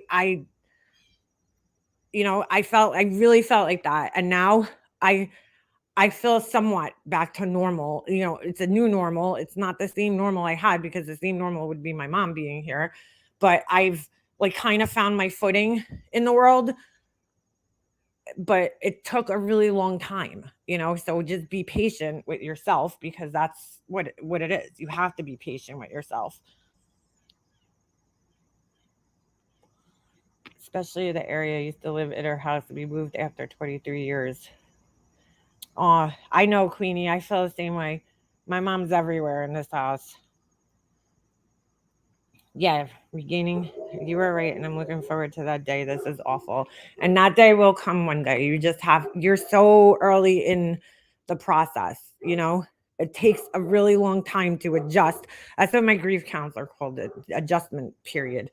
Like, it's not acceptance, it's adjustment. That's what she told me. And she's so right. And even when I had thought I had reached that period in the past, I really didn't. I know now that I have, so I know what she's talking about, because like you just have to adjust to it, and it takes a long time to adjust to the situation that you're now in. Oh my God.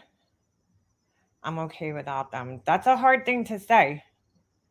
It was definitely hard for me to get out of bed. It was so unexpected, and I feel the fact that I found her in her chair. It's hard walking past. Oh my God, that's so hard.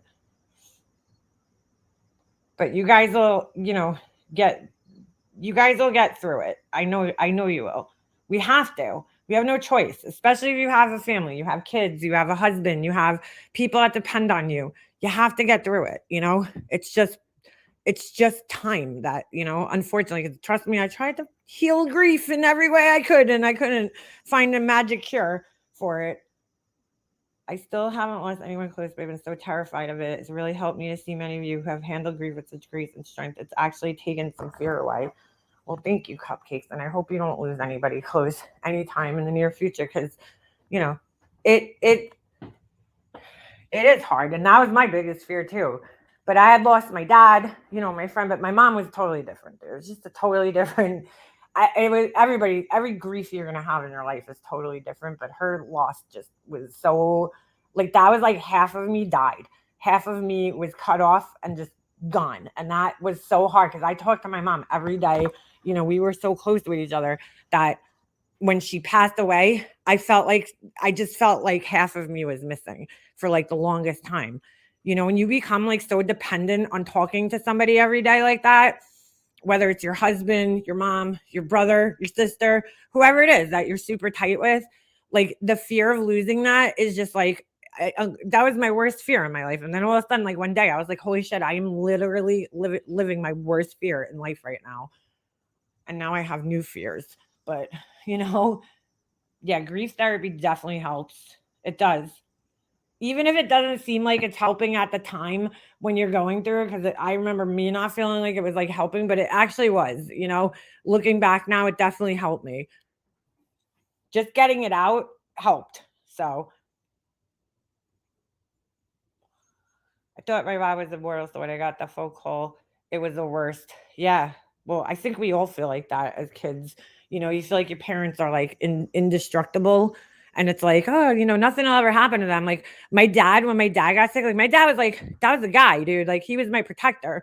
And then it was like, when he got sick, it was like, whoa, like what happened? It's it's a big punch in the face. But I mean, my mom, I knew her life was so fragile because of, what she went through when she was younger with her, like her kidneys and everything. I knew her life was so fragile that it was just such a fear of mine always to lose her, because she could have really died at any moment in life, because she had no immune system. So she could have gotten sick, like just say she got a cold and it turned into pneumonia, and it could have gotten really bad for her really quickly. And I always knew that. So I always had that fear, but after 25 years where she really had no complications in her, like with her kidney transplant, which is rare, there's some people that have to go for like 4 or 5 kidney transplants because they reject their kidneys, and, there's all sorts of problems, or they have a lot of like difficulties. My mom really didn't have any. So, after a while you kind of get like complacent and you're like, she's going to live forever. And it's, so it's kind of shocking when all of a sudden one day they get sick. I still think the call over the wires we spoke every day. It's hard. Thank God for therapy. Yeah, thank God for therapy is right. My mom was young. I mean, she was in her 60s. Like, that's kind of young, I think she was like 60. I always get confused with her and my dad, who was 60. One of them was 62 and one of them was 64. And I always get confused. I have to do the math in my head. But both of my parents were young, if you think about it, when they passed away. So with a transplant, there's always a hint of terror in the back of your mind lurking and waiting. Yeah, that's the thing, Pugs. That thing is always there. You're always worrying about something. So every loss hits differently. I lost my dad, it turned me inside out. Losing my husband almost took me out. We're both 54 at the time. I feel like my entire future has been stolen from me. Peachy Keen, when my dad passed away, because my dad passed away 10 years before my mom. And my mom, I know what you're saying. Like, although I didn't experience it, I know what you're saying. Because like I watched her go through that. Her, like my dad being lost, and like my dad passed away right at the time where me and my brother were moving out of the house. Like we were moving on and becoming adults basically. And I think every couple looks forward. Sorry. I feel like every couple looks forward to the future of like, being a couple again, and like your kids growing up and then having grandkids one day and being able to like be grandparents. And my mom and dad both got robbed of that. Like she didn't get to enjoy even retiring from work and just living, God, it just makes me so sad. Sorry. Just living, retired life, like with my dad. And like just being grandparents, and being able to watch me and my brother get married. My dad wasn't there for either one of our weddings. I didn't have a wedding, but like it's exactly, it's like somebody ripped the rug out from under your feet. You have all these plans. Think about it, we spend almost our whole adult life, right, planning for our retirements. Like that's the next big thing you have in life after you have kids, is retiring, not having to work, being able to enjoy all the things that you worked so hard for your whole life. And my parents didn't get to do that. Sorry, I don't know why I'm getting so upset about that. But it's like they didn't even get to enjoy the fruit of all their labor that they worked so fucking hard for their whole lives. And my parents busted their asses, and they didn't even get to enjoy that. My mom didn't even get to enjoy it. It's like, even if she had to do it, I would have rather seen her enjoy it alone than not be able to enjoy it at all. Because like when you have kids, you want to see your kids grow up. Like you raise kids, then they finally turn into adults, and you want to see them your work. You know what I'm saying? You want to see like how they turned out. And my dad never even got to meet my husband or see my son, and that sucks. Sorry. Whew, sorry. I just got me upset.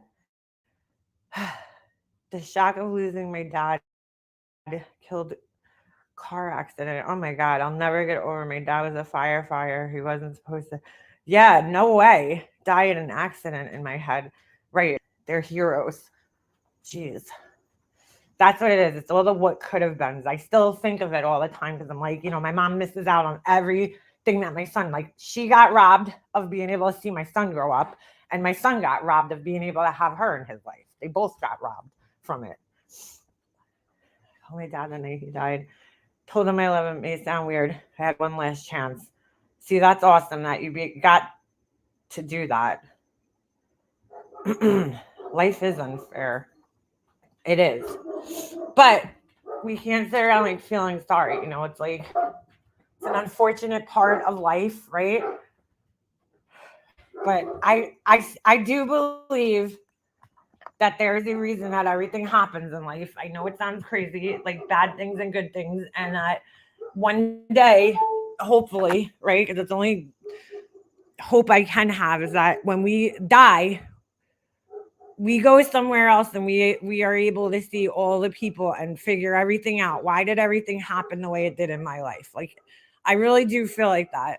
And maybe I'm wrong, but I feel like there's a better life after this life, maybe. I don't know.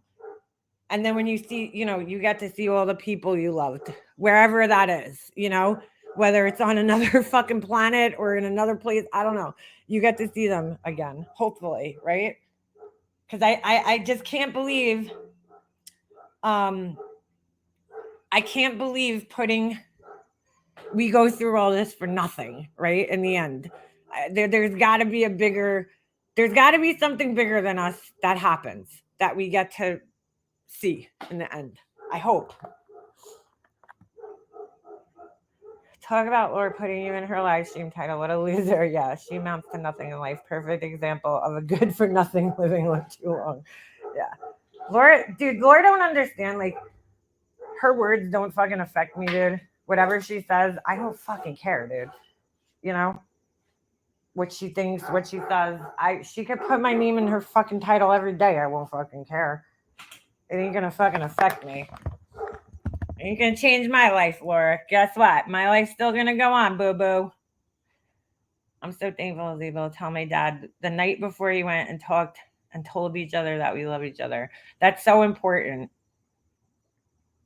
When I saw my firstborn, I could never deny her a higher power miracle of life, right? There is life after this. There has to be. I have to tell myself that, because that's part of what gets me through. And the other part of what gets me through is that I don't give a fuck what anybody says. You could still communicate with your loved ones. I'm telling you, I experienced it myself. And I actually thought of doing like a whole video on that because I got some fucking crazy ass signs from my parents when my mom passed away that I can't explain in any other way than that they were fucking helping me out. And it's crazy. Hold on. Come on, stupid. Who's this FedEx guy? He did the same thing yesterday. He came in the package and then he sat here for like 3 hours. I can't, dude, I'm telling you, I had some crazy shit dropped in my brain. And I'm like, I can't explain this in any other way except for divine intervention. Like, there's no other explanation for it. So if you think that you can't communicate with your loved one when they're on the other side, you're wrong. You absolutely can. There's signs. I fully believe in that stuff. And it's pretty fucking amazing, honestly. It really is. I'm telling you, I had some crazy shit happen. Some people know I've told them, but there's some stuff that happened after my mom passed away that I just can't. Ooh, you dummy! Dog just bumped into me. I just can't explain it in any other way than like my mom had to have helped me, or my dad, or somebody up there was helping me. But there was so many signs during the time that were just intense shit that happened. Weird shit that happened. I mean, just one of the weird things that happened. I think I think if it was in my series that I did that. My mom. So in like the years before my mom passed away, she was having this trouble with raccoons, right? And there was like raccoons in her yard constantly, and she had trapped them right before she had passed away. She had somebody come there, they trapped them, and they took them away, right? One night, I'm at her house by myself. It's late at night. And like, mind you, when I went to her house to, like clean up and shit, because I was packing everything, there was no TV. There was no noise. The house was so eerily quiet, dude. And I'm not used to that because I grew up in a fucking loud ass house. You got 3 Italian people and 1 Hungarian in the house together. Well, we're Hungarian too, but it was a loud house. We were fucking loud people.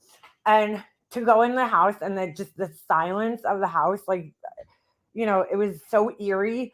Because like all the TVs, everything was off. Like when you walked into my mom's house, something was always on. There was always a TV or something on. So it was like so eerie.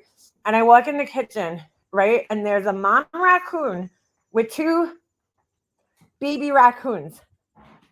It might have been 3. I'm trying to think. There was a baby raccoons, and they were up at the door, the back door, like trying to like get in almost. It was like so weird. I don't know what it meant.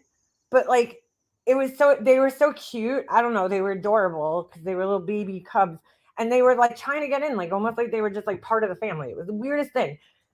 And I was like, I remember I went home and looked up some with raccoons, and whatever the meaning was, like it fit into like whatever was going on at the time, And I was like, oh my God, like that's so crazy. Cause like, I never seen that before. I never seen raccoons like come up to the door like that. Like, it was, I don't know, I took it as some type of communication, and maybe it's weird, but there was a lot of weird shit, lights flickering and fucking noises, and I mean just all sorts of weird shit.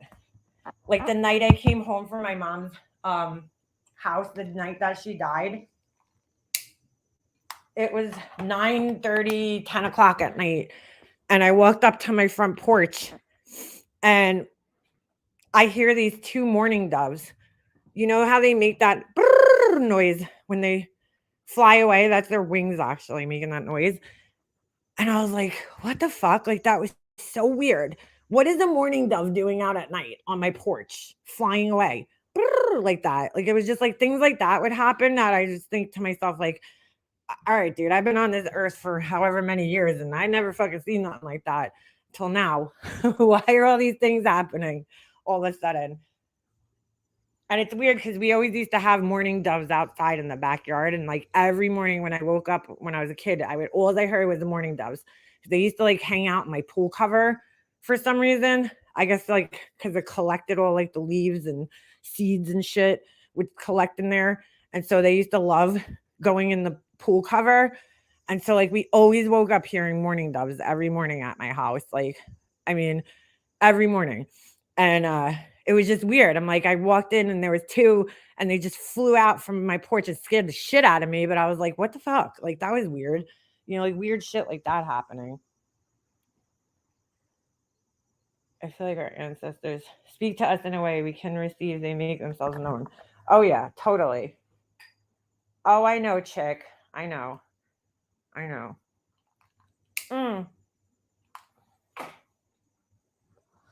Dates hope. I appreciate that. The confirmation you can pray. Okay, this is a sign, a message. Get chills. Get a second or third cardinal. Oh yeah, and I would see tons of cardinals. I'm not worried about Laura's live stream, dude, because I know it's just like, oh, you're a fucking loser and you're fucking obsessed and whatever, dude. Laura, okay. Your husband needs to know. I'm gonna call him and tell him that you're fucking obsessed. It's like, all right, Laura, great, you do that. I think my husband's father passed to save my husband. Oh shit, I'm losing this. Sorry. I don't know why I'm not getting any notifications. Band-Aid, if you're not getting notifications, just unsub and resub and then hit the notification thing so it goes up to all. Because like I don't know why almost all my notifications, people that I was subbed to, like reset onto like whatever it is where I don't get all the notifications, but I get some of them. So make sure it says all. And then if that doesn't work, maybe unsub and resub again. It's fine. I think my husband's father passed to save my husband. Husband was deployed. And if his dad didn't pass when he did, he would have died in an ambush. Wow. The soldier driving Hub's truck died. Whoa, that's crazy, girl. See? And that might totally be the case. That's crazy. You might totally be right on that one. Like, because he had to leave, I'm assuming, right? So when his dad passed away. Oh, look, I believe in shit like that. So Purpose desperate for content, and she's a nobody going nowhere. Kids need to run and learn to live without being e-beggars. I think they will. It physically hurt me to watch it get cut down. What's that, chick? I missed your comment, I think. I was having a particularly bad day and asked for my mom for a sign she was okay. A robin landed in the windowsill. It was in December. See? Month mom died in. A robin landed there every year, or where I was from there on. See, I'm telling you, that's a sign. Just like that. Dude, I just want to punch Laura in her face sitting over there talking so much shit. How is she going to say get off on her and you get off on her and Capone fighting when she got off on Deet's turmoil yesterday? That's a good question. Yeah, you're right, dude. I got off on it because it's fucking hilarious, Laura. Eat it up, bitch. It's fucking hilarious. You're right. You're 100% right. I got off on it. I don't know about the way Laura's thinking because she's a sick fuck, but definitely got me happy today or yesterday when I heard it. You're 100% right, Laura. I've been waiting for that day for that guy to finally wake the fuck up. So, because you know why, Laura? She don't get it. Capone has come in my chat so many fucking times defending her stupid ass, right? I mean, just going to fucking bat for her constantly. And you know what? Yeah, it is a little vindicating to see that he finally woke the fuck up. Will it last? I don't know. But the temporary fight, because I've been telling the guy for the longest time, every time he comes in here, I'm like, you know what, Capone? Don't send Laura screenshots for a week and see what happens. Don't do this for Laura and see what happens. See how much of a friend she is to you. You need to test the friendship. So, so I finally feel a little vindicated there because you know why? I'm right about her and I know I'm right about her. So fuck you, Laura. That's right, bitch. I feel the spirit of my mom usually telling me chin up. And also when I get the knowing, it is so peaceful and fulfilling. Yeah, you know when you're getting a sign. You know it. You feel it and you know it. And you can't explain it to nobody. Phone is a kid and still needs to wake up on her. Yeah. I take it as inexperience. She's inexperienced. She does this all the time because like people are listening to me and she's pissed. So she's like, I'm gonna fucking go live while she's live and take her viewers. But you know what, Laura? I could fucking counteract that by playing your live on my live, and then they'll just come right back over here. So even your people will. Yeah, bad date. Yeah. Well, she said that he's mad at her. So why? We don't know. But he's mad at her. And you know what? Good for him for finally fucking waking up and saying something, because she's embarrassed that guy. And I've been waiting for him to get some self-respect. You know? I still think he's a douche, but some of the stuff that comes out of her mouth, wow, yeah. I'm sure she's like just making Laura. See, here's the difference. I don't have to lie about Laura. She claims they're fighting because she told him to stay out of here. Okay. He's mad at her, just told him to stop coming here. Well, I might be off on this. Okay. I feel, and I might be wrong, I feel like Capone likes me. He likes me, but he can't like me. Okay. Because to be honest, you wouldn't keep coming back in here and like starting fights and shit with me and saying things if like there wasn't some type of care in there, right? That you want to be heard by me in some sense, right? So there's something there. I think he was very, very, very upset when me and Laura stopped talking to each other. I feel like his whole world exploded. I don't know, dude, which it shouldn't be like that because it's just YouTube. But for him, I think he took it like almost like you know, a kid when two parents fucking get divorced. That's how he took it. And I really think he got fucked up about it. So that's why he comes in here and says shit. Maybe there's some hope that me and Laura could be friends again, but no, there is not. There is not a hope. But I told him, and that's probably why Laura told him, okay?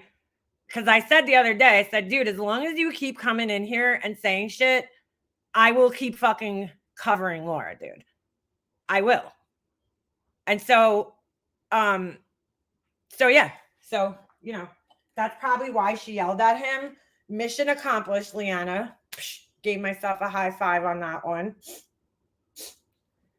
Pity Laura didn't see this live earlier when it was dedicated to Laura. Get that perp look. We can't wait to use the makeup tips you gave us to get the Laura look. Thanks so much, Evan. What do you mean? Just piling a shit ton of makeup on your face and calling it a look?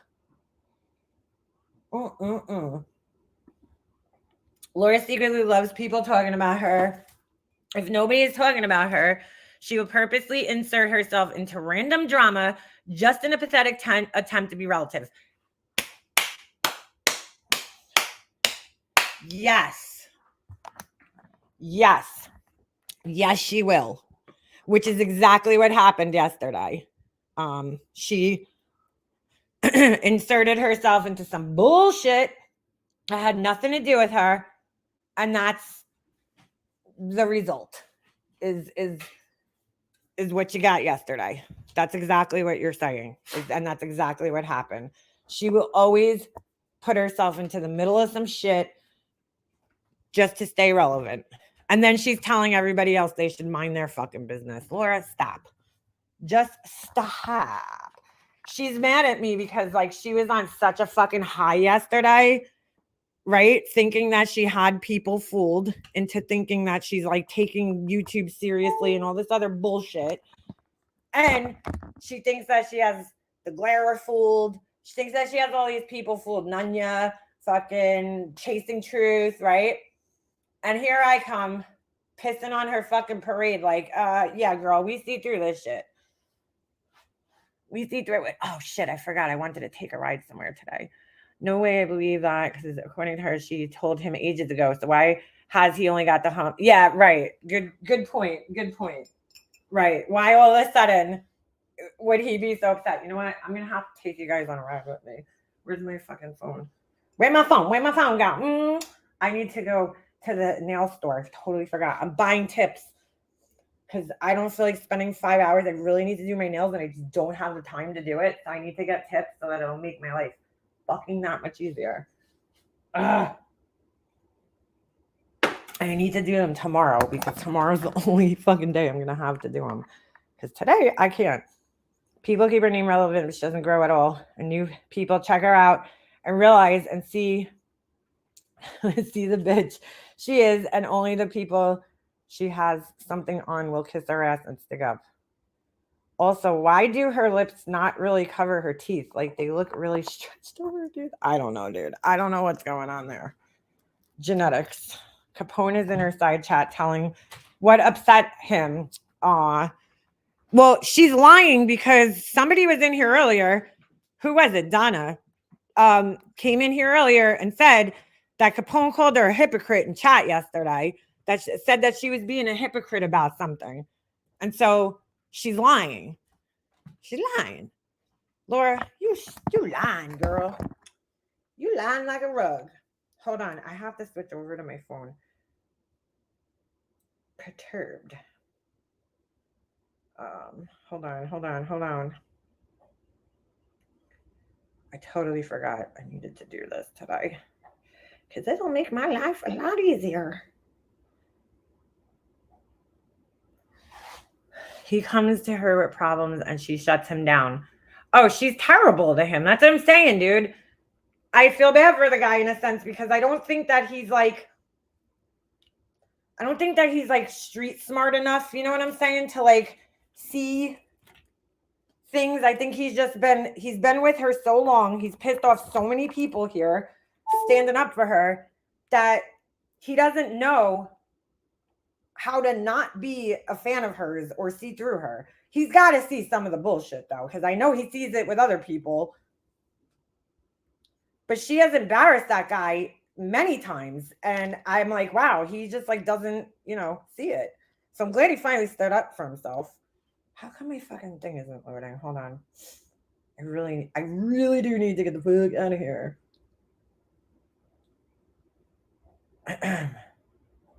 Oh, thank you. Sorry. Somebody just texted me. Let's be honest. If you gifted memberships, thank you. I didn't see that, but thank you. I don't know if she's still here or listening. I didn't even see her in chat, but I appreciate that. Thank you. Thank you for the person who texted me and let me know too, because I miss things sometimes. She's terrible to people, so horrible. What's what I'm saying? Everybody's yes, he's very naive. That's Mama Bear. That's 100% it. He's young. He's a young dude and he's a little naive. Yeah. I think he just he saw her as a celebrity in a way. I know that sounds really fucking weird, but he found her as oh shit, I met a YouTuber, and then from there, dude, why won't my phone go to StreamYard? It's so fucking weird. Hold on a second. It won't go to any website. Maybe I need to restart it. Hold on. He won't go to any he won't. I don't know what I was just saying, but I just got totally fucked up. Capone always sucked the Lord's butthole. She has him too. I think he saw. Oh, I was saying. I think he saw her as like a celebrity. Like, oh, I got to talk to a YouTuber and be friends with her, and she respects me. And he got caught up in it, or he is caught up in it. But yeah, she takes advantage of him. She uses him. He sends her screenshots, and that's where she gets all her information. And, is that the real Yarnfield crew? Hi, how are you? Can I help you? Are you here to tell me I'm obsessed with Laura? Because, thanks. I think, she's full of shit. All right, let's see if this works. I don't know why this is not loading. If this don't load though, I gotta go. Now it's loading, but I don't want it to be on my Wi-Fi. Hold on. The Wi-Fi. Let me mute this so that I don't fucking screw you guys' ears is up. I don't know what the hell's going on right now. All right. Anyway, use people. Yeah. Yarnfield, are you lost or did you realize Laura's a weirdo? Girl, I don't know. I don't know. I just saw Laura's live. Yeah, she is live. She's probably saying the same like 3 things that she always says about me. So I'm not really worried. Oh, all right. Well, that's a problem. Oh God, all right. Yeah, she's probably saying the same fucking things that she always says about me. So I'm not all that concerned. But yeah, she's very yes, you're obsessed. All right, well, thanks. That really hurts my feelings, okay? I'm glad you said that. I'm obsessed because, we don't all talk about each other in this community or anything. Only when I do it is it an obsession. I'm obsessed. You got me, girl. I'm obsessed. That's basically the same shit that she says every time. Like, if that were really going to deter me, it probably would have, worked a long time ago. But yeah, I don't care. So I just don't. I mean, she did have quite a shit show on her panel yesterday. Can you not talk about someone else? Well, were you not in here about, I don't know, an hour ago where I wasn't talking about other people? And were you not here for my last, like, I don't know how many lives where I also wasn't talking about other people? So, yes, I actually can do that, but this is YouTube. Okay. Can Laura not talk about other people? I mean, really, could we ask we could ask that same question going that way too. What does Laura do? I need to know. That's so different. Please tell me. Because it's the same shit. She has 100 more people than you do, Fangs. Oh my God, dude. These people. Wow, you really hurt my feelings. I really care that she has 100 more people than me. Yarnfield Europe says, does she really? I don't pay attention to her. See, I don't care what she does. I don't care. I don't fucking care. Hold on. I'm trying to like multitask here and it's not really working for me. Okay.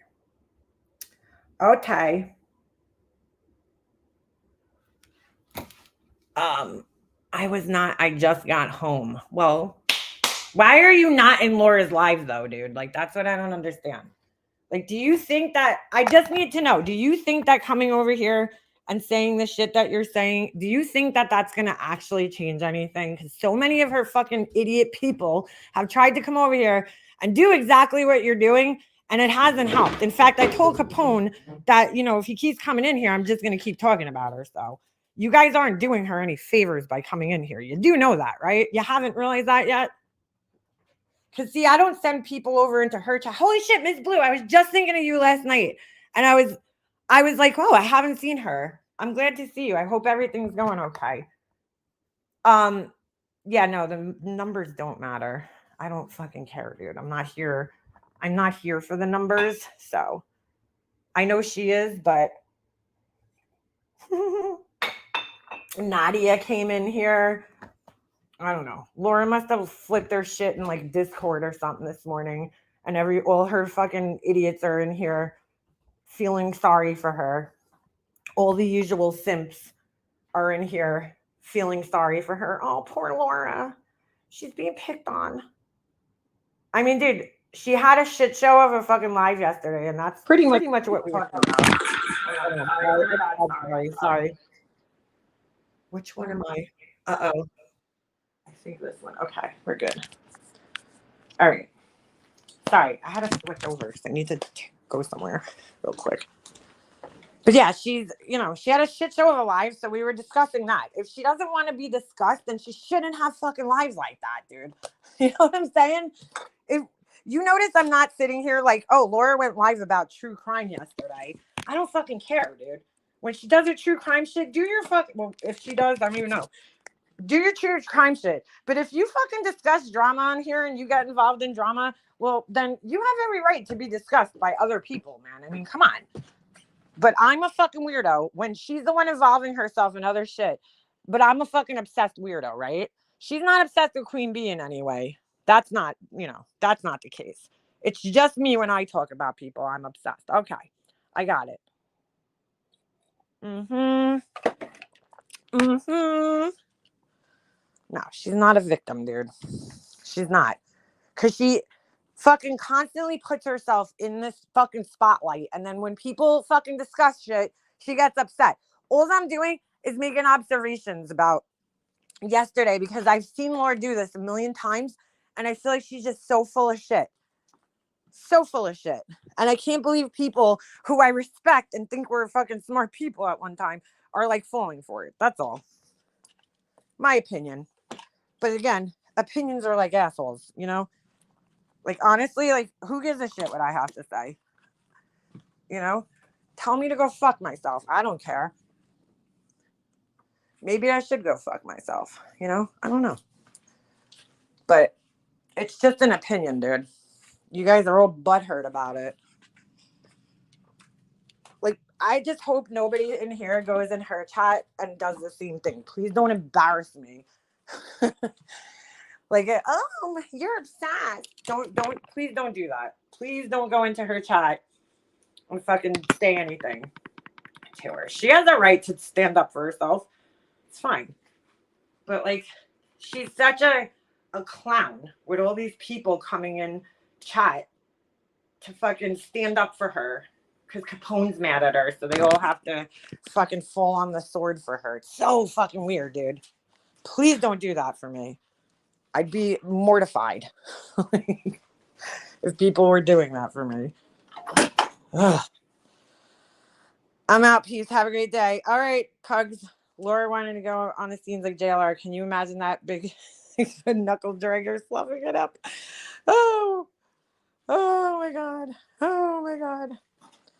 In her car. Yeah, that's like falling apart, leaking oil and shit. Sure, Jim. I don't even know how JLR affords that shit. Bro, that has to be costly to travel that much. I have a feeling he comes from a family that has money, right? Because the house that he's like in sometimes, that's clearly not his house. I mean, it's his home. He lives there, but I don't think it's his house. I don't think he owns the house, right? So it's probably, to me, it looks like an older couple owns the house, just based on the decor, okay? So it's probably his parents' house, right? That he's in. And it looks like they have, maybe they have some money and, they just like, something's wrong with our son. We just have to kind of deal with it, So they kind of just like take care of him and, fund his trips and his dreams. Cause what else is he going to do in his life? He's a felon, like really, I'm not saying that to be mean, but like, it's the truth. What else is that guy going to do and be successful at in life? He's a felon. Well, not just a felon. He's like a white collar criminal. I don't know if he was a white collar, but you know what I'm saying? His fines. His charges are involved in some type of financing, like scamming or some shit like that, right? So, like, what could he do at a real job, right, where he could actually be trusted? Once you get arrested for something like that, dude, and you're a felon, it's very hard to get a normal job after that and like live a normal life. QB has more felonies. And what do you mean? No, he doesn't live alone, chick. No way. Chick. his parents live in the house with him. You got to look in the background in some of his videos. That is not his house, dude. There's no part of me that believes that guy lives in that house and that's his house and he owns it.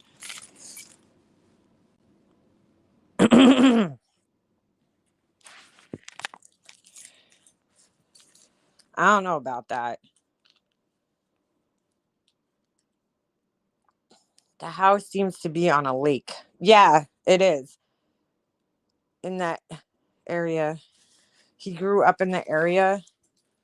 His parents live. No, I think his parents live in Florida. Think about it, chick. It makes a lot of sense, right? I've been not following him, but I've been knowing JLR for like 5 years now. I think his parents retired, moved to Florida, and he lives in the house with them. Okay, as a grown-ass man. I don't know where you're gonna go. It's very hard. And I'm not putting him down. Look, he made a mistake when he was younger. Hopefully he learned from his mistakes, but it is very hard to get a job and housing and build your credit back up after coming out of federal prison. So it's, to get his own place. I don't, look at the house in the background. That house definitely belongs to an older couple. You could see. He grew up in Chester County, Pennsylvania. Yeah, but he don't live there no more. He lives in Florida now. Wherever he's living right now, it's not his home. It's very obviously not his home. And there's other people living there, I think. Maybe not. Maybe it's like a vacation home and he just stays there. I don't know. Yeah, he lives in Florida. That I know. Like, unless that's like the money that he stole from people. I don't know, dude. I don't know. But from what I remember, he lived in Florida years ago. Okay. And he still does. Because, I mean, you can see he walks outside and, it's pretty obvious he's in Florida by the looks of things. The best part is him and Betty, like, fucking hate each other now. Did you hear her take that shot at him the other day where she was like, oh, well, some people are more worried about their reputations. She was like salty as fuck. Salty as fuck. She was like a whole Himalayan salt lamp, okay? The other day. She was like, some people are more worried about their reputations.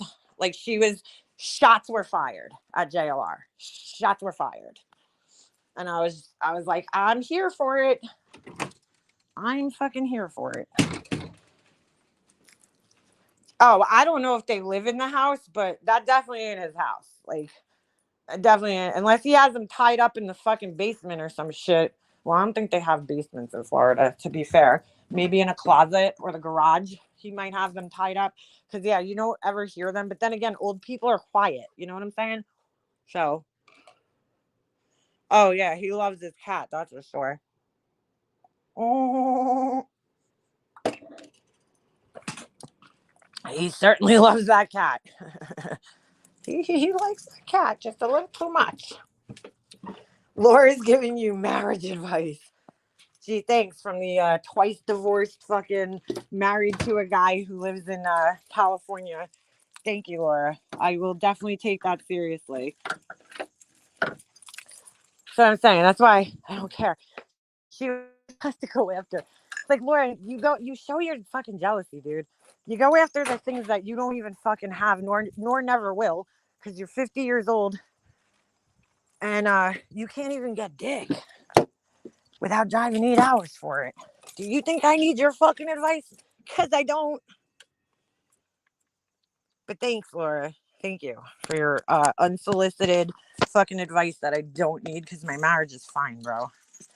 Just because I talk about somebody on YouTube doesn't mean that my marriage is fucked up. I know this is a crazy concept for people to understand, but because Laura has no idea of what a fucking normal, healthy marriage looks like anyway, I wouldn't expect anything less from her. You know what I'm saying? Like, she has no idea what it's like to be in a normal marriage. And that sucks. If I needed Laura's advice, I'd be really concerned about myself. Yeah, she was about to. I mean, dude, she was drooling over the glare yesterday. Yeah, no, men are not constantly knocking on her door. This is a person who's seriously never been in a relationship for more than like 2 years. And really, Laura, I don't need your advice, but thanks. Thanks. The last guy she was in a relationship with was addicted to methamphetamines. Yeah, I need your fucking advice. And can't even pay child support. Please give me advice, Laura. Please. I need your advice. Where do I find a man like that? Tell me, how do I get men to move as far the fuck away as they can from me? I mean, if I was looking for that type of advice, yeah, then I'd definitely go to Laura for it.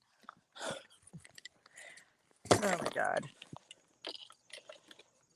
Yeah, do the polar opposite of what she says, and then Jesus. I totally believe Laura's hated the glare because she hasn't wanted him to hit on her. And oh yeah, you're probably right, Melanie. I think she wants to, him, and he's just like not interested. Yeah, I'll take marriage advice from the woman who's always like commenting about how, ooh, that guy who's old enough to be my son is really cute. Yeah, let me take marriage advice from her. I have Laura on my TV because I'm super bored and enjoy a good shit show. And I just heard your voice in her background. Hey, Laura! Hey, girl, hey! Thanks for the marriage advice. I appreciate it. I totally appreciate it. You're so right. I'm a loser. I'm obsessed. My teeth are funked up. What else? You're gonna call my husband. What else? I look old. You're so right. Thank you. Hey, girl, hey. Hey, girl, hey. Laura, you want to come to the nail store with me? You fucking weirdo. Fucking weird bitch, dude. No, she hasn't made the best life choices. So, any advice from her? No thanks. No thanks. She could write a book like how to make men run away from her. Then sure, if I was looking to like scare my husband off, I would take her advice for sure. Like for real. Stop trying to be so cutesy. You're over 50. Yeah, that's a total turn off, dude. That's those days are over. You're not fucking 13 anymore. Go to a nail store. Hasn't been in existence since 94. They don't sell duck nails. Oh, geez. They're coming back in, and I am not about that life. I am just not about that life. Yeah, JLR has dude, I have a voice. My husband does too. We all have it, right? We talk to my dog with a voice. I still can't do it on here fully. I just can't bring myself to do it on here because it's kind of embarrassing. I mean, shit, when I was a kid, I had a whole ass language for my pets, I invented a whole fucking language for my pets. And my whole family spoke it. And I was a weird fucking kid, I'm not going to lie. But, I still do it. But I mean, he really goes all in on that cat voice that he does. And I'm just like, God bless you, dude. That you're not embarrassed to do that on TV, on fucking YouTube. He's like, hello, like, he really gets into it. I would keep my long ass coffin nails painted black always. I'm actually gonna do a stiletto. Girl, I had coffin for the last fucking 6 weeks, and first of all, they got so worn out because I was sanding things for that, for my products that I make. And they sanded this out. I don't know. I just find it so much easier to function with the stiletto. So I might shorten them a lot too, by at least an inch. But there ain't no fucking way I would do no duck nails, dude. That shit is a no good. A no good. He likes dogs too. Well, I'm glad he's an animal lover. I mean, I'm surprised he's not killing animals, but that guy just creeps me out. I'm sorry.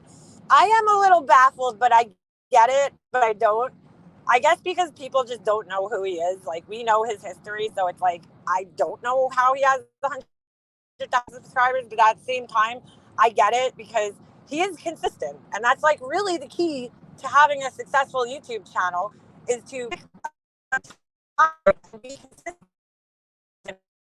He's consistent. He's like fucking Where's Waldo? When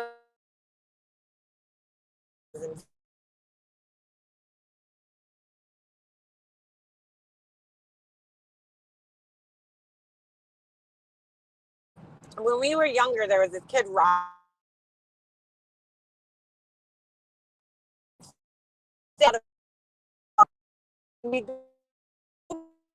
to like, he just show up. Fuck, my phone's probably gonna go out because it always goes out in the same spot when I'm driving down this road. Like, he would show up places and we'd be like, what the fuck? You know, so that's what JLR kind of reminds me of. Like, that kid, like, he just showed up places. He just fucking...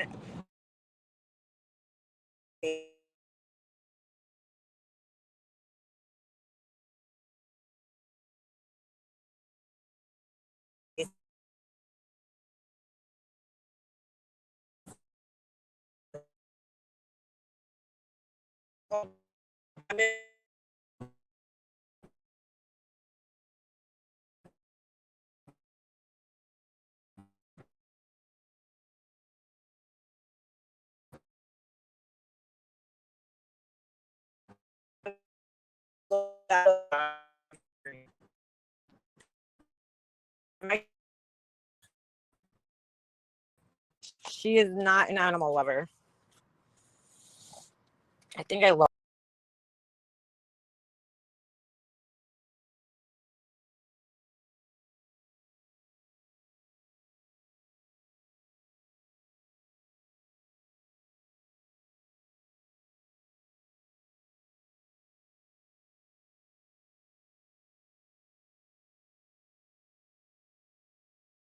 Was in this, dude, it's this one traffic light that I stop at. Every time my phone goes out, every fucking time I hit this traffic light, it's the weirdest thing.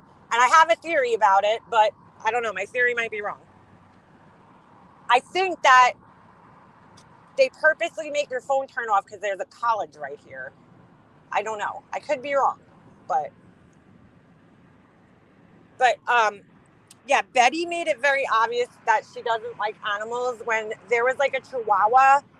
I don't know whose dog it was. I just seen a clip the other day, or somebody was playing it on their panel, and like the dog was growling at her. And it was on Burnt Toast, because Burnt Toast said, and I agree 100% with her on that one, where she was like, bro, animals know people. Okay, animals can read people, and if you come into my house and my dog don't like you, I know my dog knows some shit. So the dog was like growling at her or something, and then she like picked it up, and like you could just tell she was not about that life. Like, she does not fucking like animals. But you know, we're supposed to believe, you know, that she cares about children, right? Okay. You're on Hartley's on an old clip. Am I? What do you mean? She agrees with pet stores selling them and supports puppy mills. Yeah, puppy mills. Great places where they inbreed animals. Yeah, we love them. We love puppy mills where they overbreed. Yeah. That just tells you everything you need to know about a person. If they fucking support puppy mills, they need to fuck all the way off.